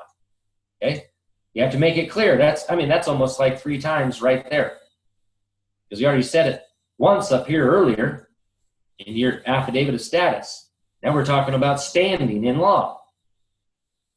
Now we're going to get into jurisdiction. So now that you've corrected your status and you've established your standing in law, you're no longer out on the high sea, subject to admiralty jurisdiction out on the high sea, the water. You're now back on the land as a man who has standing, who can stand on his rights. This is how you challenge the jurisdiction, right? And this is all done through your affidavit to the state. This will all go in there, right? So God gave mankind, see, it's mankind, not as in male or female, but as in mankind, dominion over the 3 jurisdictions. Law, L-A-W, land, air, water. Everybody all see that? Right? Everybody see that? L-A-W, law, land, air, water, and everything therein. Wait a minute. God gave mankind dominion over 3 jurisdictions? This became the origin of law, L-A-W, land, air, water.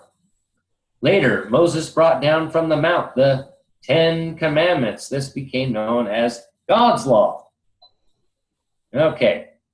And then there came the following first 3 testamentary trusts. This is the testament by trusts right here. 1 in 1455, 2 in 1481, and in 1537. All of the first 3 testamentary trusts combined set the specific 3 jurisdictions of law. Land, common law. Law of the land is common to all of we the people. Natural, man, woman, national, in nature, law of nature, originally King of Spain as trustee, but later given to all mankind through charters.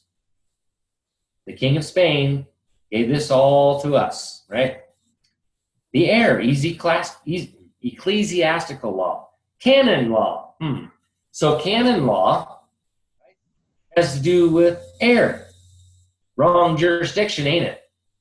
Judicial canons are for what? Oh, not on the land. Not on the land. That's why the 7th Amendment says pursuant to the what? Common law, the rules of the common law. The rules of the common law come from the Bill of Rights.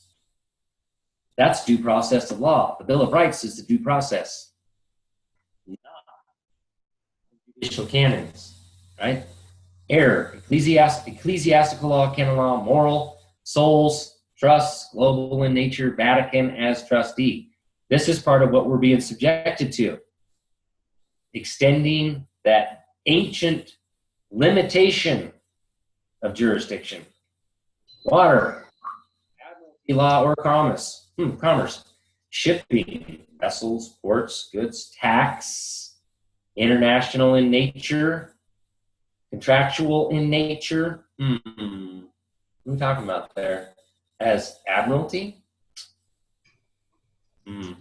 Persons, entities, corporations, employees, residents. British monarchy as trustee, the Crown Inc., the Bar Association. That's all under water, law of water out on the high seas. Foreign states, supposed to be foreign to the states, ain't it? American Bar Association. Can't issue licenses for that. These are the only 3 jurisdictions, all with their separate and distinct languages. It's right here. Definition of jurisdiction. Juris means law, plus diction means the words of the law from that juris, from the land. And you have to speak that. That's the only one that has jurisdiction. Unless you're actually out there flying an airplane or you're on a vessel, right? And this is where our taxes are supposed to come from, on those vessels, from the air or the water. Hey, I'm the Space Force now. I'm going to lock on my photon torpedoes. Oh, slam it, Jim. I'm a doctor, not a... Oh. Sorry. This is where, this is so powerful, and they don't want to teach this stuff. They don't want you to know this stuff because it's kick rocks, guys. You ain't got no diction here. Get the frick out of here. You ain't got no standing in law. Words you use determine in which of these 3 jurisdictions you stand. Now, this is the word salad, right? Like versus traveler versus driver. It's a driver's license, right? Not a driving license. Well, you're driving. No, I'm not. I'm traveling. I'm not a driver. I'm not acting in foreign or interstate commerce. Unless you have some sort of evidence to support your claims, you just trespassed the law and you're trespassing on my property. Get off my property. Or you're acting under color of law at that particular either color of law, if you're saying, well, the statute says, or you're acting under color of authority. I can do this. This badge gives me those. No, that's a disguise, dude. Take off your freaking Halloween costume and go back. You ain't got no standing law. Disguise does not give you any special privileges or immunities. None. Okay? So if we're watching football, does that mean you're traveling and the cop is holding or face mask? Just trying to clarify this for the viewers at home here. We're getting ready to go head back into football season, so we got to make sure that we got our penalties right. So, right. Are we traveling? Are we roughing the kicker? What are we doing? Right. And when you get your passport, one of the first things it says on there is you have diplomatic immunity because you're a national, you're an American, you're a free inhabitant. Per the Declaration of Independence, per the Articles of Confederation, clear back to the first Charter of Virginia in 1606, we're free inhabitants. You know where they get the pursuit of happiness from? They called that out on a venture, traveling. I'm just out on a venture, sir. And when you show them when they ask you you got a driver's license, registration, proof of insurance, well, I'm not enacting in commerce, but I am going to properly identify myself and give you my passport. You have a nice day. That's what you're going to get. And you have to use the words, I'm out on adventure, I'm traveling. Do not use I'm driving. I'm not a driver. I'm not operating a commercial vehicle for hire. Okay? The words you use determine in which 3 jurisdictions you stand, right? We are not well educated through the government's public schools and its public propaganda educational system. We learn only what they want us to learn, and because the overwhelmingly vast majority of government leaders are Bar Association members, sorry to those good ones out there, then why are we not taught the language and jurisdiction differences of law? Why are we not taught the law? Why? Because they want to attorn us. Have been for centuries, folks. In fact, it seems this and other pieces of the puzzle were hidden on purpose as a way to dumb us down to facilitate the taxing of the poor through our courts in order to make a profit. Racketeering schemes, human trafficking, debt slaves, peonage, forcing you into labor to pay off this debt. And there shall be no imprisonment for debt except for fraud, right? Can this be constructive fraud? Here's a question. It's definitely not full and honest disclosure of the facts. Here we go. Hey, Kirk. Yeah. I wanted to share this with you. I thought this kind of goes in with this, but I wanted to, let me just share actually, can you put me full screen? Take your share off just for a second. It's really quick. This is an old passport, and you can see it's got a hole cut here. So that means let me get you full screen. Okay. Wait a minute.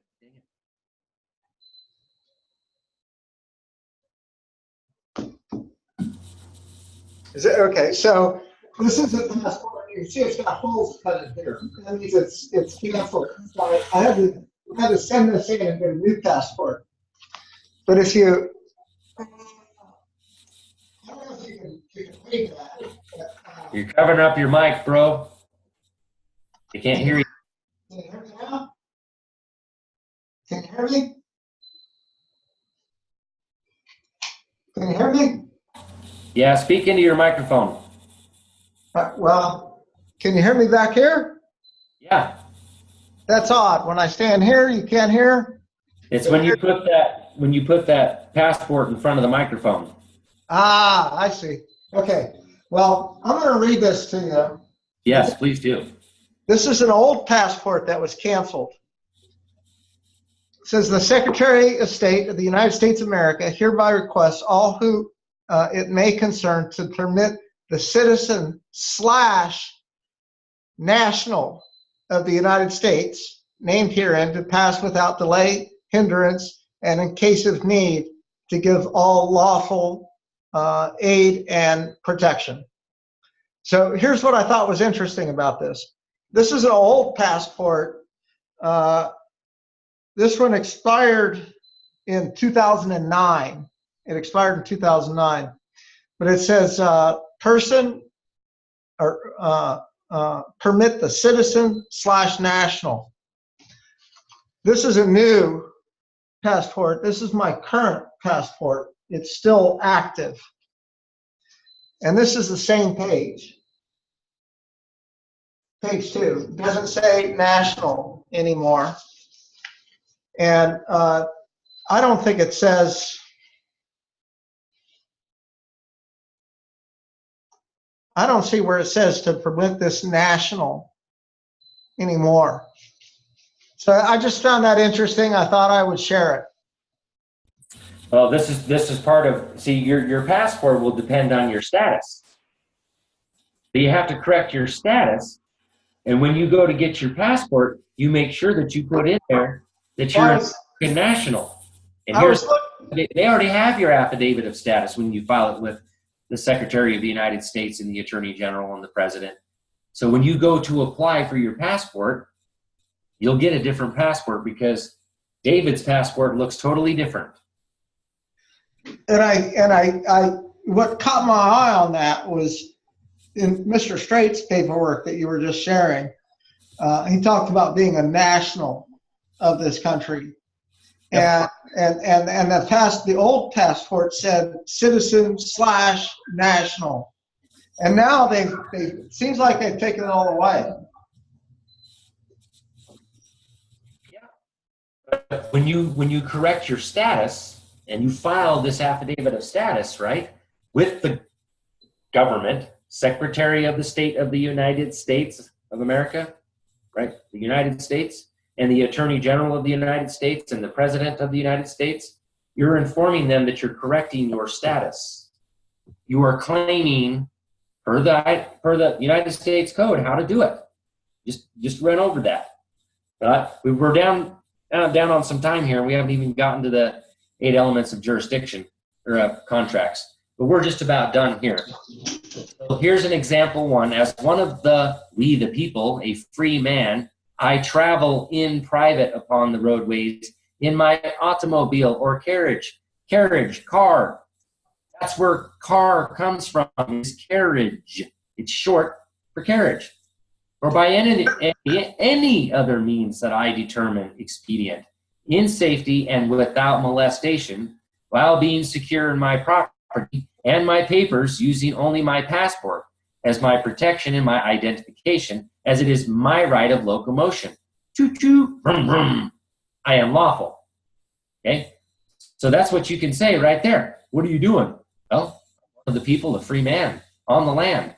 I'm traveling in private. Yeah, right? just in public on the commerce, right? Out on the roadways in my automobile or my carriage. But then you say this, see, that puts you in the land common law jurisdiction. When you say this, oh, I'm a person, an entity, a citizen, a resident. Are you a citizen of the United States? That's the frickin' first question they want to ask you. You have a driver's license, registration, proof of insurance. They want you to prove to them that you're a citizen so they can contract with you, right?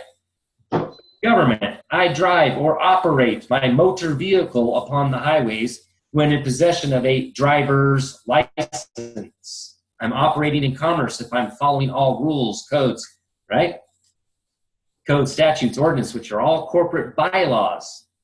Hey, Kirk, I just wanted to share one other thing here.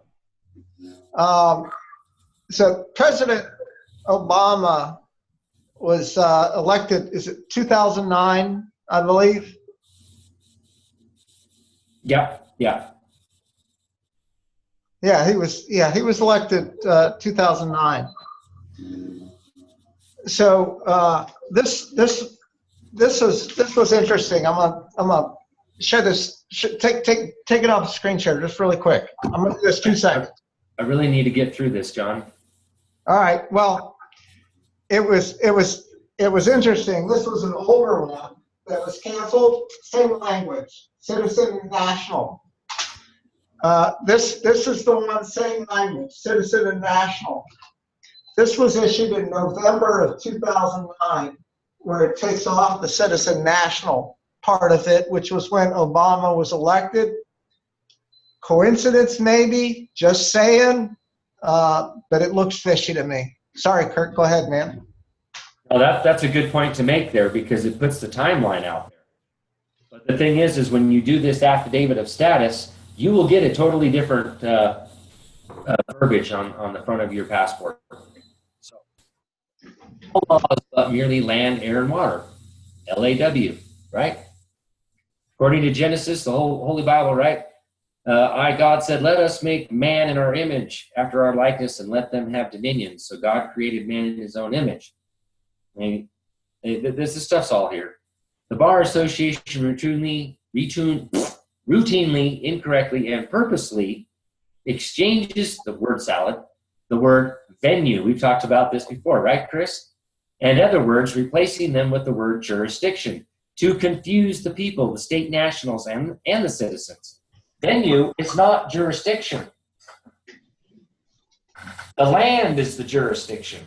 The law of the land dictates, right? Substantive due process here. What is your right? Right? It's being claimed here. That dictates the law, the juris, right? And basically what they're doing is lying to you. And there's a maxim of law that says to lie is to go against the mind, correct? So, yeah, you know, if you're going against your mind, that has nothing to do with land, air, or water, right? That is a person's condition, right? Your sanity, right? You are insane if you are willing to go against the mind. Does that make sense? Yeah. Right here, right out of King James Version here, Ephesians 6:12. For we wrestle not against flesh and blood, but against principalities, against powers, against the rulers of the darkness of this world. World child pedophilia ring.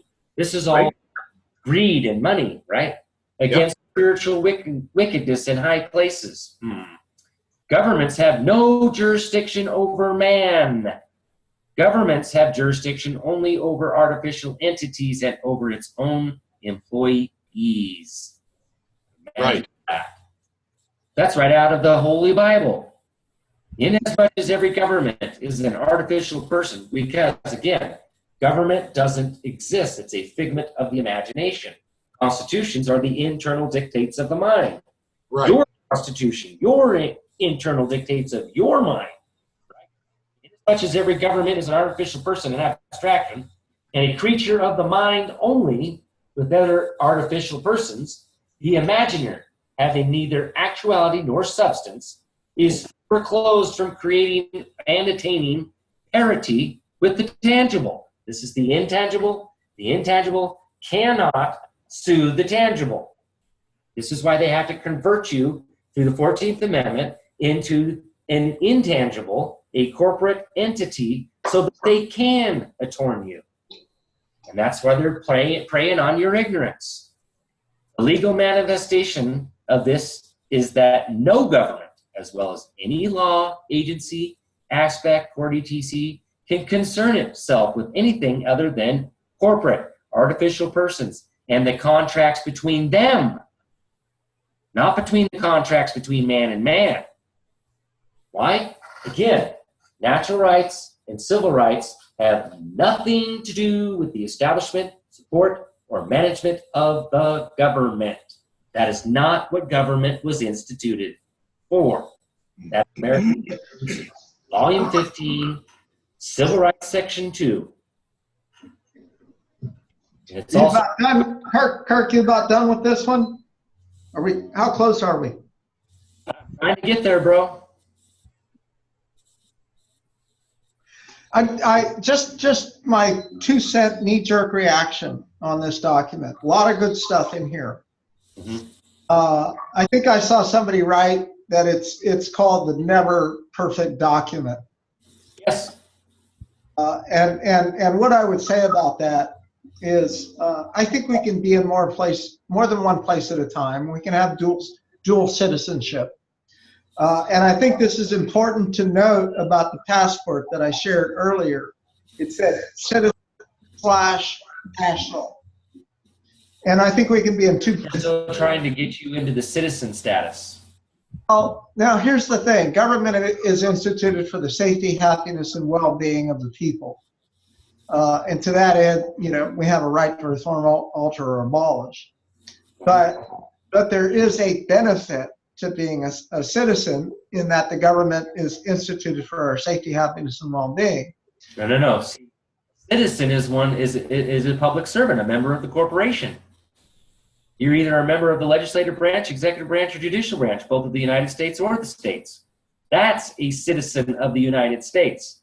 Oh, and that's why attorneys are now esquires, and they cease to be a citizen of the United States.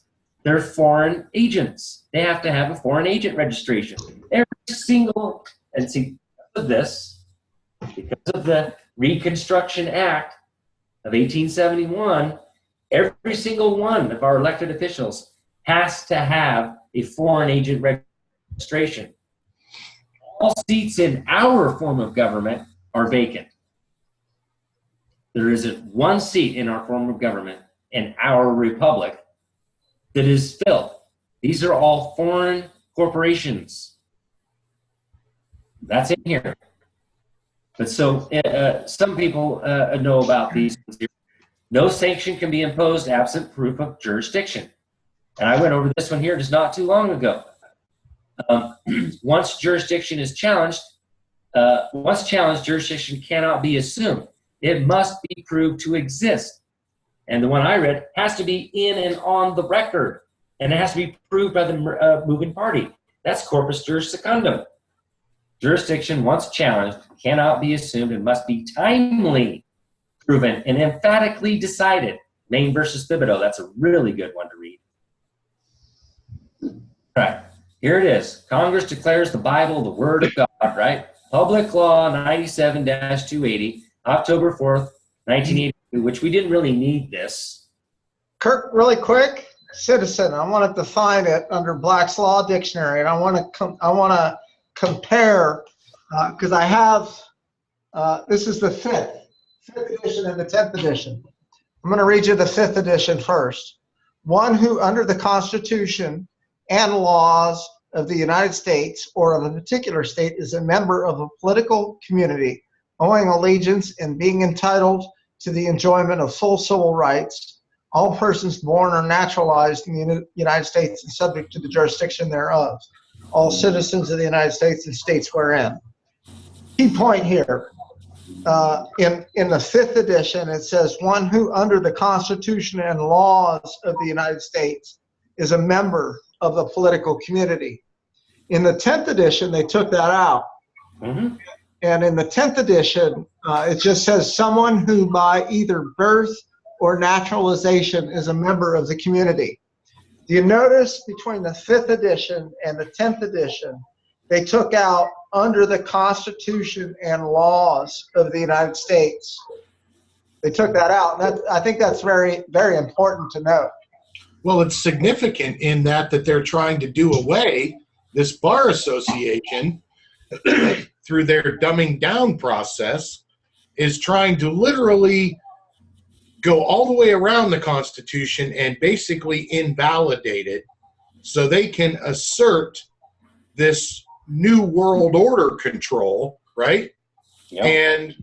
And basically state that, well, we've decided we're going to arbitrarily do away with your government emoluments because we've converted the meaning of the word emoluments to state basically we're going to use those as weapons to attack presidents that we don't like, right? Yeah. Such as Donald Trump. So why was it okay for George Washington, for example, and many others to run businesses? I mean, hell, the Bushes were oil men, for Christ's sakes.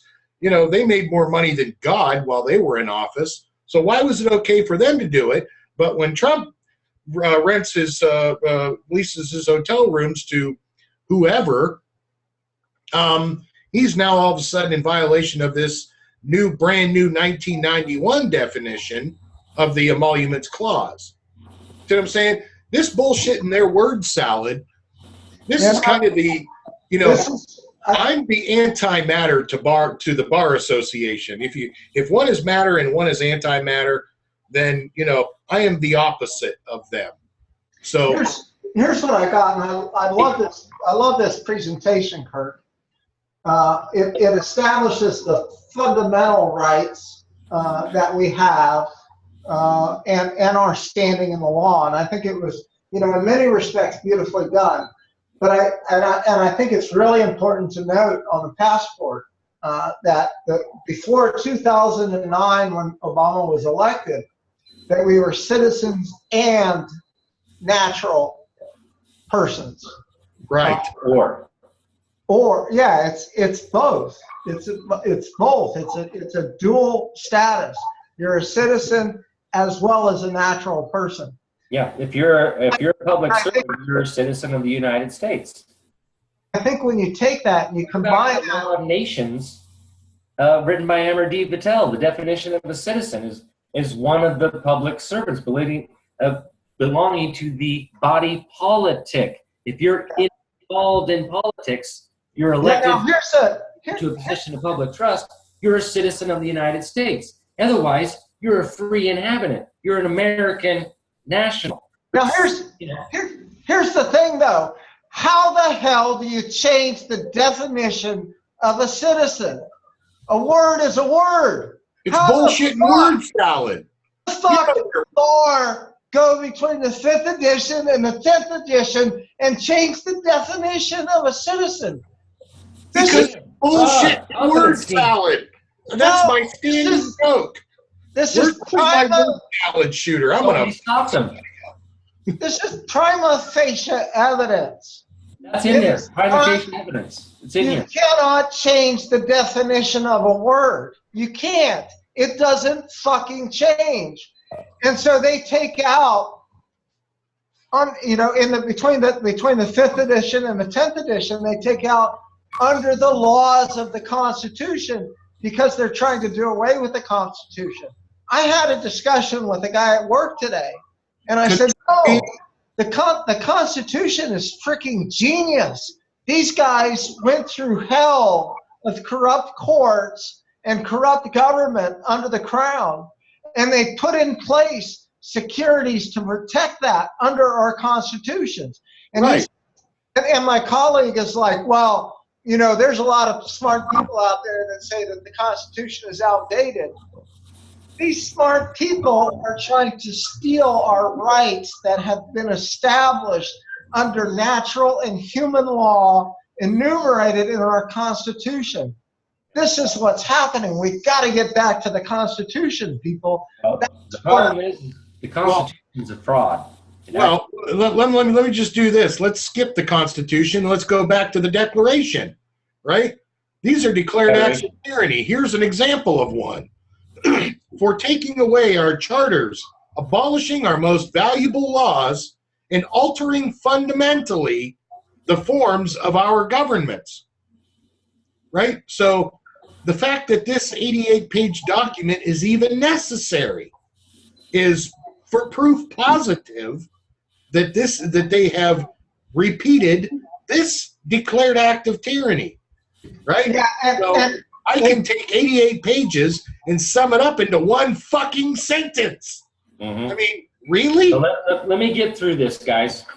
Well, last statement, Kirk. If you people out there watching can't fucking get this, you gotta try, because they're stealing our rights away from us by nullifying our Constitution. And they've done pissed me off. Our rights have nothing to do with the Constitution. Plain and simple. That Constitution has nothing to do with the establishment, support, or management of government, right? Natural rights and civil rights have nothing to do with the establishment, support, or management of government. The Constitution is supposed to be the form of I would say foundation, because our rights, law is the bedrock. This Constitution was supposed to be about how things are supposed to be, the president, how, all this stuff. But they've got so many different tricks and schemes and scams in there that we're not seeing them for what it truly is. It's a fraud. It's a pyramid scheme. Nonetheless, yes. And it's just to give themselves protection. It requires proof of jurisdiction to appear on the record of the administrative agency and all administrative proceedings. So back to challenging jurisdiction, right? If any tribunal finds absence of proof of jurisdiction over a person and subject matter, the case must be dismissed, right? Findings of facts, conclusions of law. Under the Federal Rules of Civil Procedure 12b-6, that would be motion for dismissal. The prosecution has failed to provide adequate proof that the parties involved in this situation are actually corporate entities. That's right. Everything is a corporation. Everything is a franchise. Every state is a franchise of McDonald's as the corporate bylaw, right? There is ample proof that the prosecution and other agents are actually corporations. You have to know this stuff. You have to object to this stuff. You have to 12b-6, motion for dismissal for lack of jurisdiction, for failure to state a cause of action for which relief can be granted, because a corporation can't ask for relief because it doesn't stand. It can't stand. And it can't ask shit because it can't speak. So it personally doesn't apply to you. That's personal jurisdiction. It doesn't apply to you personally. Title 28 U.S.C. United States Code 3002 Section 15A states, United States is a federal corporation and not a government, including the judicial procedural section. Rules of procedure. Right? None of that crap applies to us. None of it. Zero. We're not a corporation. We're not a member of the corporation. We're a man. We're a creature of God. As governments choose to incorporate themselves, they must abide by the same rules as any other corporations. That governments are now de facto as corporations, and that they pass no laws. Wait a minute. Corporations can't pass laws, can they? The corporate bylaws called rules, codes, statutes, executive orders, ordinances, and policies. What have I been saying forever? Statutes, codes, rules, regulations, even executive orders, city ordinances, policies are not law. They can't be law. McDonald's does not have the authority to impose or create laws to the people. Our rights were laid down as the law long time ago, right? Basic fundamental human rights, creations of God, natural rights, the law of nature. That's the law. That all rules, codes, statutes, executive orders, ordinances, and policies are colorable, color of law, and governed only by the consent of the governed, and through the fraudulent creation of an unlawful conversion of mankind into a legal person, citizen, resident.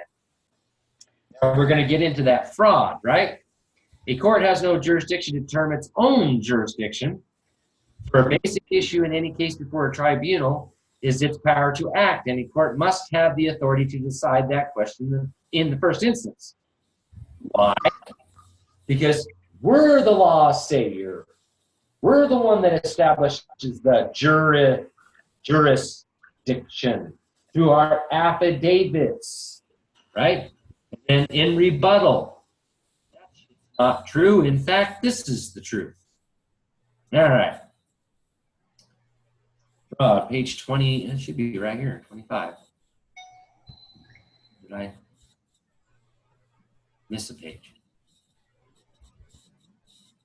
I must have missed a page there. The Constitution clearly states that only Congress can pass laws, yet since incorporated, every act of Congress has a line in it that reads, "This act shall not affect any rights thus previously established." Imagine that. Anything that comes in conflict with the law is void for any effect. Marbury versus Madison. They're in frickin' 1809. 1806. This means Congress cannot pass any ex post facto laws. Oh, wait a minute. After the fact? After our rights were laid down, right? After our rights were laid down would be ex post facto. So any of these crap ass laws that they think is law is not law. And here's it is right here. This is part of American jurisprudence, right? This is actually part of Marbury versus Madison, right here. The general misconception is that any statute passed by legislators bearing the appearance of law constitutes the law of the land. Misconception, that's right. The U.S. Constitution is the supreme law of the land, and any statute to be valid must be in agreement, codifying the law. Then if you're not codifying the law, it has no standing in law. And there's only certain powers that we delegated for them to codify. Article 1, Section 8. That's the powers that are delegated to Congress, and no further, right? It is impossible for both the Constitution and a law violating it to be valid. One must prevail, right? Logic and reason here. Come to a reasonable conclusion based in reality, you know, us men of sound mind here. This is I hate this word, specifically stated as follows. The general rules that an unconstitutional statute, having the form and name of law, is in reality no law, but is wholly void and ineffective for any purpose, since unconstitutionality dates from the time of its enactment, right out of Marbury versus Madison, and not merely from the date of the decision so branding it. An unconstitutional law in legal contemplation is as inoperative as it had never been passed. Since a statute leaves the question that it purports is meaning, well, I'm saying that it is, purporting is a lie, to settle, as you've heard me say before, purports to settle, just as it would be had the statute not been enacted.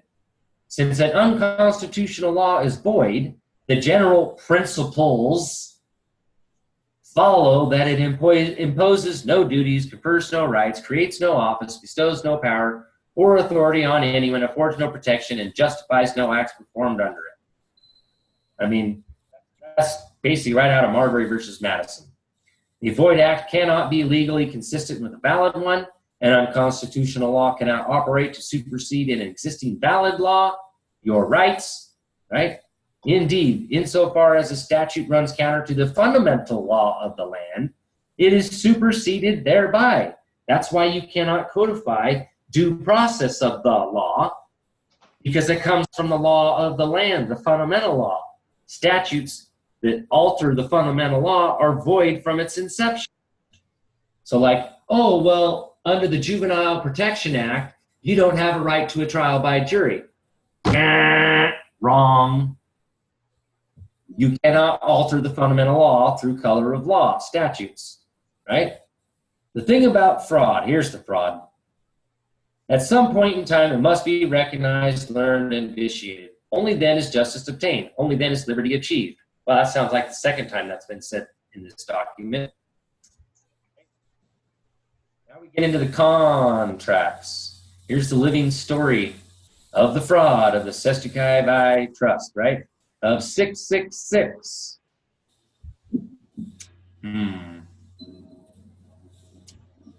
Get down here. Person, resident, historical definitions of a city employee, a dead legal entity or office person, and as someone thereby temporarily to do business.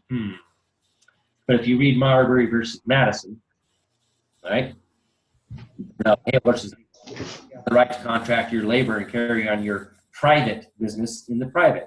If you're not ordering something, manufacturing something from overseas and shipping it over here and distributing it between a state and another state or a state and another nation, another country, then you're not acting in interstate or foreign commerce. Plain and simple. So for the contract stuff, thus failing to, this is the birth certificate here, guys, recognize the lifelong consequences of her actions, as there was no full and honest disclosure nor any meeting of the minds, which surely vitiates any contract. So this action created a copyright infringement and unlawful conversion of given Christian born name converted to birthed names by the doctor at the dock and bonded. Their attached custom numbers, attached testify trusts, all look alike, sound alike names, and constructive, or is a constructive fraud. Well, let's see, I think it was 34. There it is again, but no, he's deemed lost at sea. The rule of 3 here. That's why this is being repeated, folks. It's got to be repeated 3 times. Is it, you know, I know this is a joke here, okay? Just a joke, sarcasm. But what do you tell, here, let's do it this way. What do you tell a man with 2 black eyes? Nothing, because you done told him twice. The 3rd time, he should get it, right?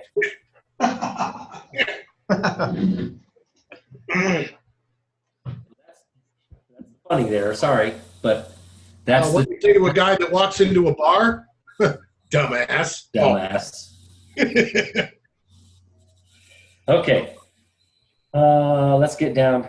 Yeah, past the canon laws. I'm going to get into the 8 elements of a contract, because this will tell you How much, Kirk, how much longer you got on this? Because they're getting past time. Yeah, I know. These 8 elements are pretty short. What do you think? 10 minutes? 15? Throw a guess. Maybe 15. Wait, here it is. Here it is. Okay. Here's the 8 elements of a contract. Parties, competent contract. Are you of sound mind? Are you of lawful age, right? Sound mind, not disqualified from contracting by any law to which he is subject, right?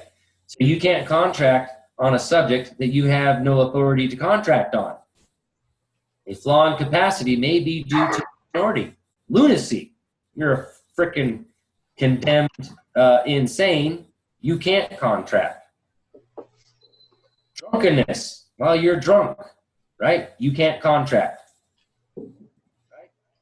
Or dissimilar kind.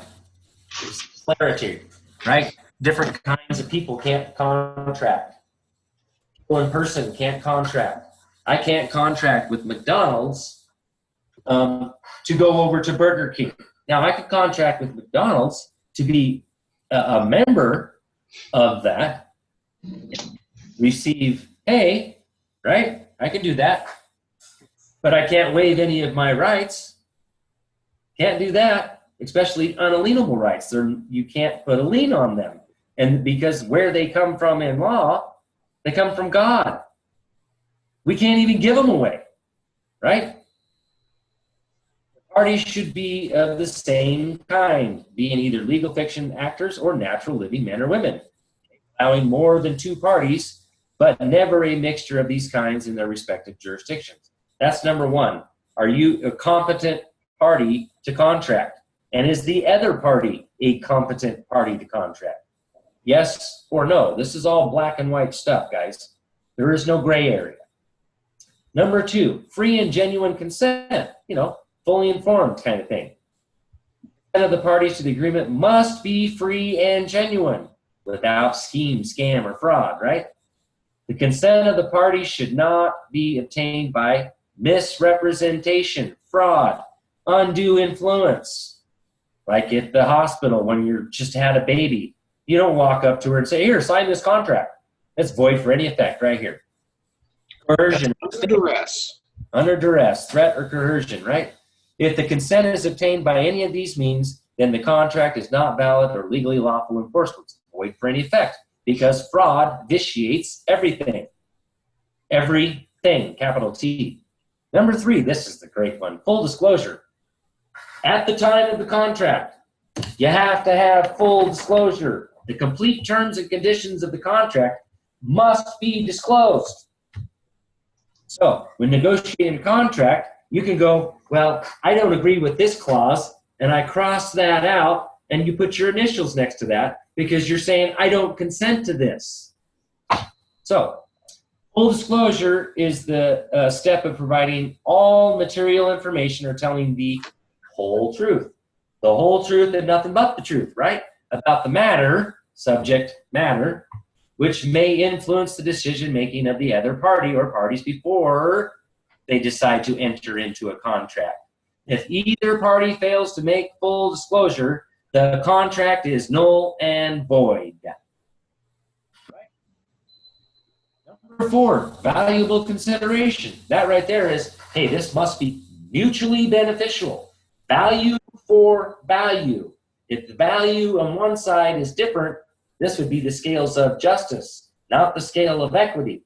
So if you're going to take value from one person, this other person has to give some value back to keep the balance of justice, right?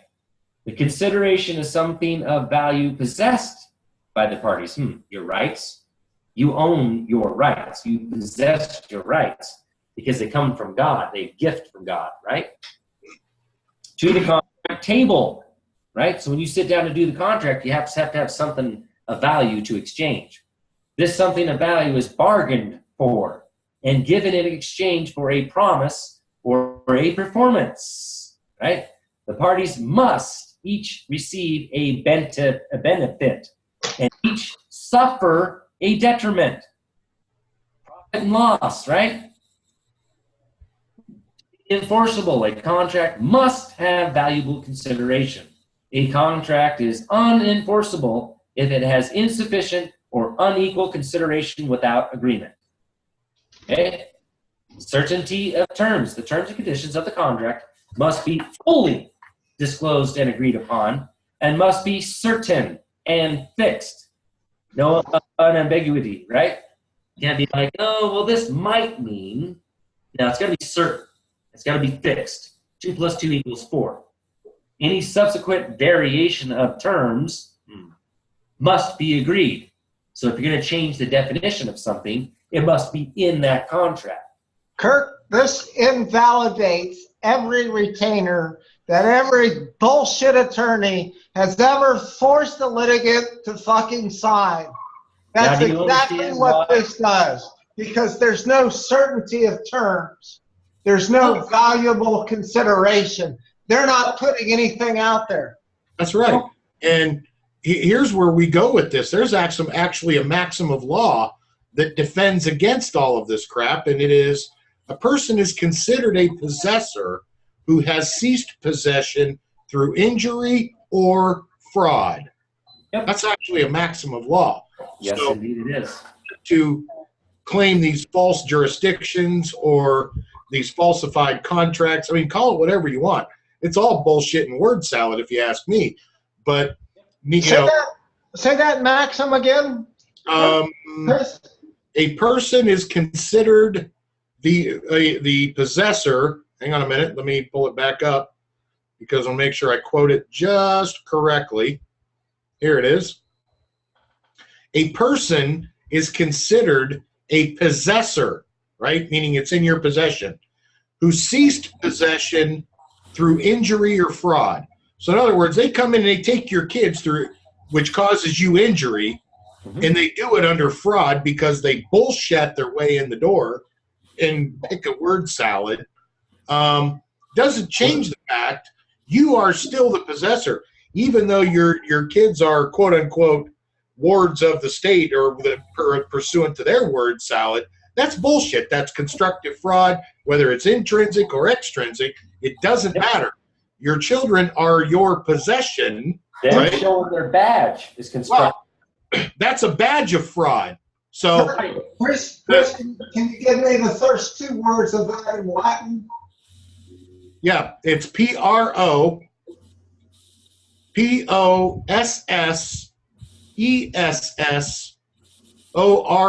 Matter of fact, I made a meme of it, and I'll go ahead and send it through the.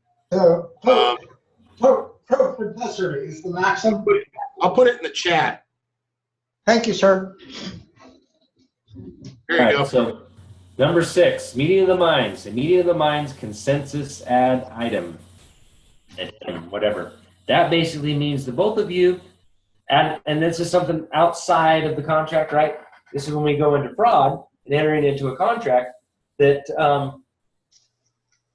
any man of sound mind looking at this contract would enter into that contract. If they wouldn't enter into that contract, it's fraud. So a meeting of the minds consensus occurs between the parties when they recognize each other, understand their mutual obligations, and agree. A meeting of the minds occurs between living men and women in lawful matters, legal fiction actors in legal matters, admiralty maritime jurisdiction. The contract must be either lawful or legal. You can only enter into lawful contracts unless you have a corporation that's acting in interstate and foreign commerce. If one party to a contract makes a signature as an accommodation party to a legal fiction person, while the other party makes a autograph for a living man or woman, the parties are of unequal kinds and the contract is null and void. Oh my gosh. When they say give me your signature here, sign here, sign here. You're not that. Let me just finish this. Autographs or signatures. Okay. Lawful written contracts between living men and women must carry the wet ink autographs of the parties, comprising living identification such as a thumbprint. But more often, living standing is recognized by unambiguous declaration with the handwritten wet ink autograph, including the prefix by and or the words all rights reserved and without prejudice written below. You don't even have to cite UCC 1-308. You just have to put by your autograph, all rights reserved without prejudice written below it. Legal written contracts between legal fiction actors must carry the wet ink signatures of the parties as an accommodation from a man or woman. Okay. Well, in order to be a lawful contract, a contract has to be mutually beneficial, right? Yeah, that was back up there. That equality, right? Right, that was back up here. Yeah, exactly. Right. Right there. Valuable concern. Reciprocity covered there? Interstate commerce, was that covered in there? That's right here. Meeting of the minds, consensus, right? Occurs between the parties when they recognize each other. And both have standing in law. But that's not reciprocity. Reciprocity is something different. That's common in the Commerce Clause. So, for example, mutual obligations. That's reciprocity, right there. Mutual obligations and agree. Right? Well, that's mutual obligations and mutual minds occurs between living men and women in lawful matters. Yeah, well, they're close. Not the same thing, but they are close. What? Different between man and woman? Reciprocity and equal benefit are two different things. But, and it's why I said in contracts, that's why I asked, but because I was going to lead into something, a conversation that I had with a court pursuant to my own case and why they asked me to write the order the way I did. So, but we can do that another time. It's no problem. Okay. Number 7, autographs are lawful written contracts between living men must carry the wet ink signature, right? Comprising living identifications. Thumbprint, but more often living standing is recognized by the declaration. With the handwritten wet ink autograph, including, which we just went over that, right? Okay. This is the privacy of the contract. Who can it be disclosed to? A contract exists only between the parties. No third party can obtain rights contained within a contract or buy or sell a contract without the express permission of the original parties. That might answer your Fannie Mae and Freddie Mac really stepped on their dicks, believe me. When it comes to mortgages, oh God, they did. Oh, yes. Yes, they did. You're signing your autograph on a promissory note, and they're supposed to take that promissory note, and because that's what discharges your debt. Because of 1933, they eliminated the gold and silver standard and made the promise that they would pay all of our debts, and we are talking about discharge our debts. I'm talking about in real estate contracts when you buy a piece of real property, a piece of land, right? When they take those mortgages and they sell those on the secondary market, right?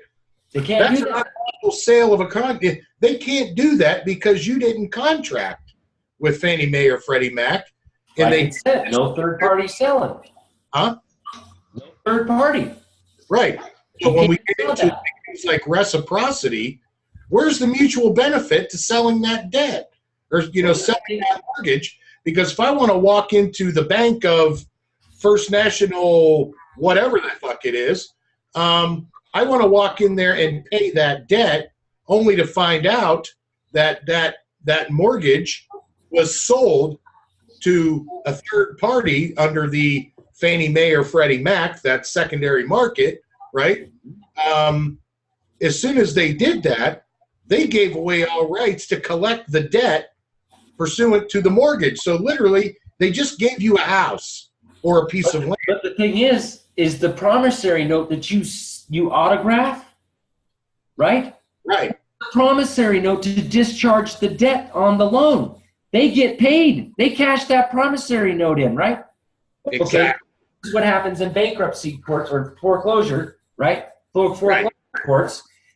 And you demand the contract, and they go, well, we don't have we've sold it, and blah, blah, blah, blah, blah. This is all constructive fraud. Did you not receive the promissory note? Did you not cash that promissory note in? Did you not get remuneration? Well, here's what they did. I want my promissory note back. Right. So when Either they you produce the promissory note, or we're going to do an audit on your banking records, and we're going to find out whether you cashed that promissory note in. And then per contract law, you can't sell that to any one third party because they're not a party to the contract. Exactly. And this is where it gets real ugly for them, because in real property transactions, they've actually double dipped on that one promissory note. They collected on it when you signed it, and then they collected on it again when they sold it. That right there is constructive. Actually, that would be an example, a prime example of extrinsic fraud on its face. What about that truth in lending, brother? You know Hey, about that. you can't buy a house without a truth in lending statement. And then, again, the United States Code specifically says banks can't own land. Why? Because they're artificial. They're the intangible. They Right. can't stand. They can't speak. They can't sign a contract. They can't start jack shit. They can't own anything. And like it says in the Bible, the land is us. God created the heavens and the earth. I don't care if you believe that crap or not, okay? You don't have to be religious. I don't go to church, right? Right. Well, this is the law. And again, I said because that no man can be screwed by another man or set of men. Family or set of men are entitled to any emoluments, right? well, either separate or exclusive, right? With one exception, if they are in service to the people, right? When they take that emolument and they take advantage of any profit, advantage, or gain, right? That's a usurpation of their power, right? In other words, let's give an example. An example of that would be somebody in government utilizing their position to affect or utilize insider trading for the stock market. That's a big topic right now, right? So pay very close attention to what's going on with the whole insider trading scheme that's going on, because I can tell you there's going to be about a metric shit ton of them. They're going to be, and you are out of here, right? Y'all not only prison, insider trading. Well, not only will they be removed from the emoluments of their office, meaning their office, they will no longer be able to hold any office of public trust or confidence, right? Because it's public trust and confidence. Those both things. That's a confidence man. It's defined in the Black's Law Dictionary. So because of that, they can no longer hold those offices anymore. About the only question they could ever ask you again is, you want fries or onion rings? Because beyond that, you will never ask me another question, numbnuts. And I got to push off here, guys. Huh? I just want to make a really quick comment. And this was maybe a half hour ago. Somebody said that we need to make donations to Kirk. Kirk has courage beyond me, no doubt. I was in a court proceeding on August 30th, and the judge said, if you say one more thing, I'm going to have you handcuffed and put in holding. And I called Kirk. I'm like, what the hell do I do? And Kirk says, you stand up. and you say, did you just threaten force under color of law? Under what lawful authority? Bailiff, arrest that man. Yeah. I don't have the balls to do that, to be honest with you. I really don't. Are you threatening to use force and violence against me? Under what lawful authority?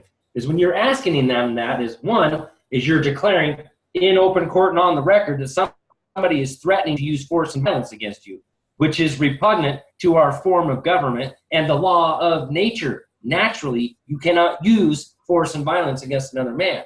And then under what lawful authority, not color of law, which means you're going to have to declare how I trespassed upon your property and deprived you of a right to claim that right, to have standing in law to claim a right to a cause of action. What crime are you accusing me of committing? What articulable and reasonable suspicion do you have that I've committed a crime that is an arrestable offense without a warrant? Now. But, another thing Kirk has done that I don't have the courage to do is, he walked away from his normal profession and has taken up this cause to educate the people and to fight for justice and to protect people who can't fight for themselves. And I have tremendous respect for this man. I spent a good week with him. He came out here to Tennessee, and my respect grew for him even more, spending personal time with him other than just on here. But I would encourage you guys, even if it's if we can get $5 from 100 people, that'll pay the lease on his office. Anything you guys can do out there, because this is a brave man. He's been educating the public for years on here. He's brought this group together. I wouldn't be here if it wasn't for Kirk. I learned a shitload tonight, and I hope that the audience did out there as well. I always learn when I come on this show. And, these guys are taking it to a new level. I have a job. I make a decent living. Kirk doesn't. This is Kirk's living, is educating the public, and we need to support him. So if you guys would, reach out to Kirk, and every little bit helps you guys. This is really, really important work. The fabric of our nation, the well-being of our republic is at stake here, and we need warriors like Kirk out there. She's like, Candy Connor, I've offered to pay for services. Well, this is the service I'm providing. Right here. This is the service I'm providing. Education. Knowledge is power. This will empower you. Well, and that's the significance is by us teaching you guys how to do this. Like, for example, when we opened the show tonight, I showed you guys where these document templates exist in the rules of the court, right? So if you want to present a brief on the merits, like, for example, like how we did it in Rule 55, here, I'll share that real quick again, just to recap it. It'll take just like a second, not long. Yeah. Diana Sharp, she says, please post the mailing info on your law corner. It is on there. The address of my office is on Kirk's Law Corner. The page. Right. So, and if right. you want to do PayPal, it's Kirk_Pendergrass@hotmail.com. So, yeah, definitely help Kirk out. But I mean, as far as what we're trying to help you guys understand is, this right here. Nobody knows your case like you do, right? This is what we're doing is we're giving you, or we're attempting to give you what you need to do this stuff, right? And, for example, the Texas rules. Here's the Texas rules on where to construct a document that looks like, that will ultimately look like this. So, and where those things come from in the rules of the court, where to stick them, and even how to identify them properly, right?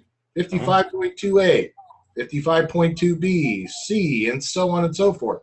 So, you know, In this is reality, one of the things that we are trying to none help of those you guys rules even apply. understand. None of that's law. I'm sorry? I said none of those rules apply. None of that's law. If you want to go and you want to present your case to the legislature, right? And you want to take and make a comprehensive argument, right? Because this is the double edge of the sword where most of them are bar members. So when you present a document that comes from the rules of the court or the rules of Congress or some combination thereof, okay, they're going to recognize what that thing is because they've seen them before, right? So Yeah. whether, you know, I mean, this is just us doing everything we can to give you guys the tools that you need to redress your grievances with government, right? And that doesn't mean go beat on the Supreme Court's door. You know, we see how that turned out during the Kavanaugh hearings, right? The Senate Majority Leader, Mitch McConnell, came out shortly thereafter on an interview in Fox News and invited everybody to do exactly what we're doing, right? But that doesn't mean go to Congress and stand there and beat the crap out of them and yell at them and spit on them. And, you know, give them something tangible they can put in their hand. They can look at it. They can open it up. They can verify your claims. They can say, yep, this is this. This goes with this rule. I can act on this. This is tangible. Pick up the phone or text message or email. That's not tangible. So that's the difference between a tangible and an intangible. You've got to give them something tangible, something they can help you with. So go around here real quick. You know, paperwork all over the place in here. It's not stacked up like John's over there, but we're not going into the Supreme Court of the United States, so we don't have to do all them booklets and stuff. right. But, you know, there's my desk, and we're still trying to get set up in here. So, and Right. Tony took off to California. He's got another office down there. He's working out of California because he really knows the California stuff. So Right. we're going to be rocking stuff out of here, and I'm working on a case. Or it's turning into like 5 cases out of 1 now. But, you know, once I get going and actually win a couple of cases and I get money, I'm not going to need donations. In fact, I'll be the one that's making donations to you folks that are in need, right? Right. You know, those of you that stand by me right now and help support me in this beginning stages here, you know, once I get my own money, I'm going to start traveling around. I'm going to have a nice stagecoach and maybe have a driver, right? One for hire. He's going to have a driver's license. Okay? But I don't know. Again, you know, I might issue that to him because the only person he needs to seek permission from is me. right. We're not And acting one of the differences, I'm going to address Steve's question here real quick. I mean, one of the primary differences between them and us is we'll come out and we'll give examples, teach you guys how to do it, and not say, oh, we're going to attorn you and then take all of your shit, right? We're going to teach you how to do it on your own and make your case that much stronger. So when you go assert your standing in law, right, you will have the same confidence, the same firmness, the same everything that any one of them will have. And when you do present, you will present well. In other words, you will end up, you're more likely to be successful if you at least attempt to look professional and to do it reasonably, do it lawfully, to the best of your ability, right? I mean, it doesn't have to be like John's, you know, with his, you know, awesome booklets that he does and all the hard work that he puts into it. Or you don't have to create a logo like I did and, you know, put a little fancy little digital doodad on it. You don't have to do any of that stuff. This is just us doing what we do. So I wrote a post on this in the Facebook group. This is the power of a sui juris. We can say whatever the fuck we want to say, so long as we speak the truth, supported by evidence, and we do it respectfully. Lawyers, attorneys, licensed by the bar do not have that power. We have an ability they do not possess, because we don't have to worry about losing our license because we piss off some corrupt judge. Again, we can say whatever the fuck we want. As long as we do it respectfully, we're speaking the truth, and it's supported by evidence. And I've done it in the Supreme Court of the United States. I've said to the Supreme Court of the United States, you have a profound personal bias and an unwillingness to enforce the Constitution against bad actor judges and attorneys, and you need to disqualify.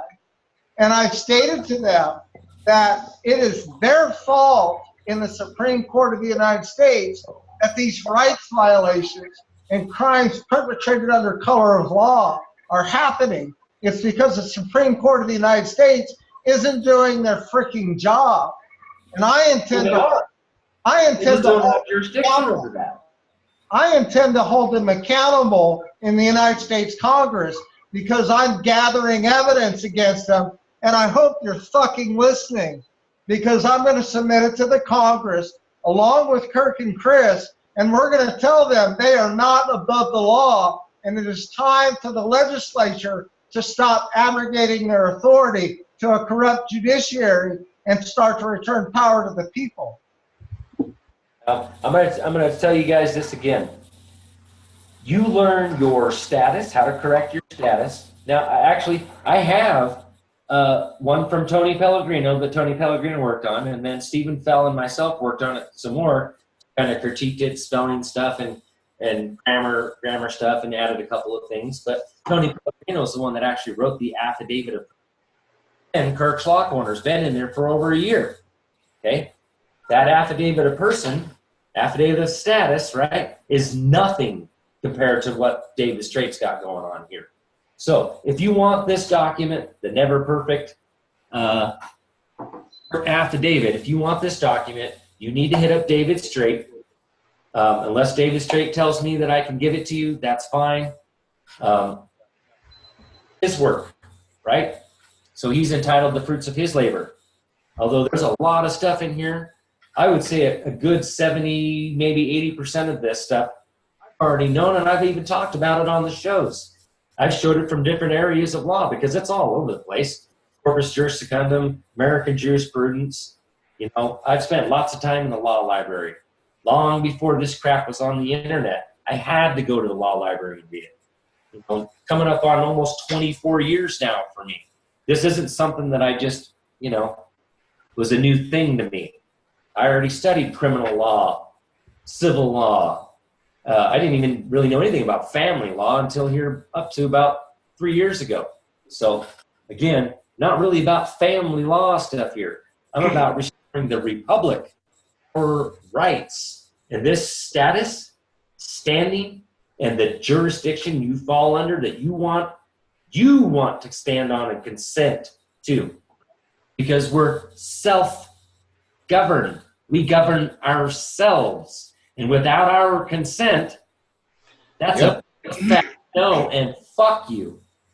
Well, standing in law, trespass upon my property, and deprive me of any of my property without the process that is due to me, which comes from here. Right. It is written. You don't follow that, we got a problem. And here's what we found out when we started this. We said, hey, right, if we're going to do this way, as long as we get to the end of it, we're fine. Well, here's what they did. They perpetuated the litigation, didn't enforce perjury statutes, all of the crap that we've already outlined, right? And we're saying, okay, look, these people came to you and said, hey, we'll do that job, only to find out this was the end result, okay? And every one of us has a similar end result, but basically the commonality that we've all been screwed by, some idiot in a disguise somewhere. Pick one. There are many to choose from. So Like, when I make my reports, it's months before I even hear back. And sometimes the person hears back long before I do. Sometimes I don't even hear back. So, the once in a while that I do hear back, I'm like, hang on a minute, let me go look that file up. Okay, yep, here it is. So, it's just because I make a presentation doesn't mean they're contacting me. They'll probably contact you, right? So, it's just, it is what it is. All I did was walk in and say, here is this person, here's what happened to them, here's what it is to the best of our knowledge, let's go to work. And so far, they're going to work. So, Bauer, she says, lawyers are strictly private. Attorneys of the government have even more government corruption. Better to get in a yellow fringe court, but one male must agree in there.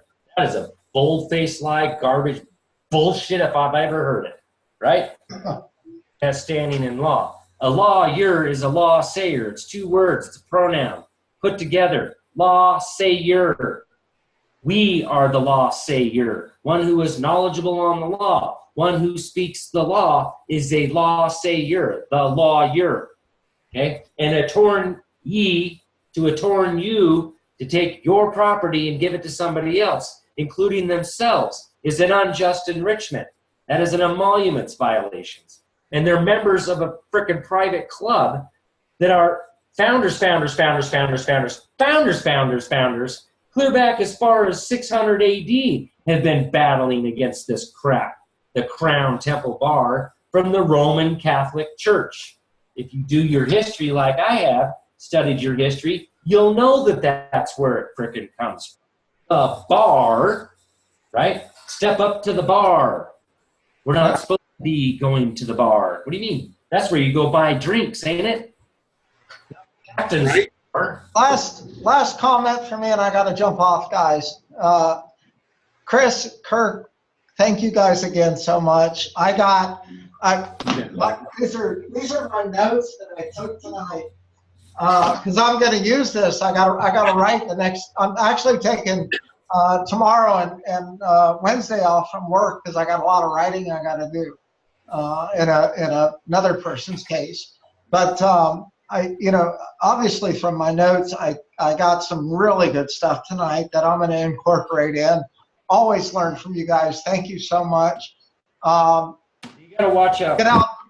Let me just get out there and anything you guys can do for Kirk.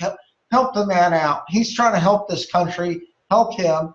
Last thing I'm going to say, I read an article today somebody shared on Facebook from Newsweek, and I had not heard about this before. I assume if it was reported in Newsweek that it was probably true, that there was an assassination attempt against President Trump in Manila, in the Philippines. And, this could happen. It happened to Kennedy. It happened to Abraham Lincoln. So assassination is a concern. Second, on a similar point to that is, Trump came out of the gate and he talked about judges and he said a high school student could read better. And then 2 months, 6 months later, he turned around and said, I can't talk bad about judges. And when Trump said, who the hell has ever known Trump not to speak his fucking mind, to say whatever the hell he wants?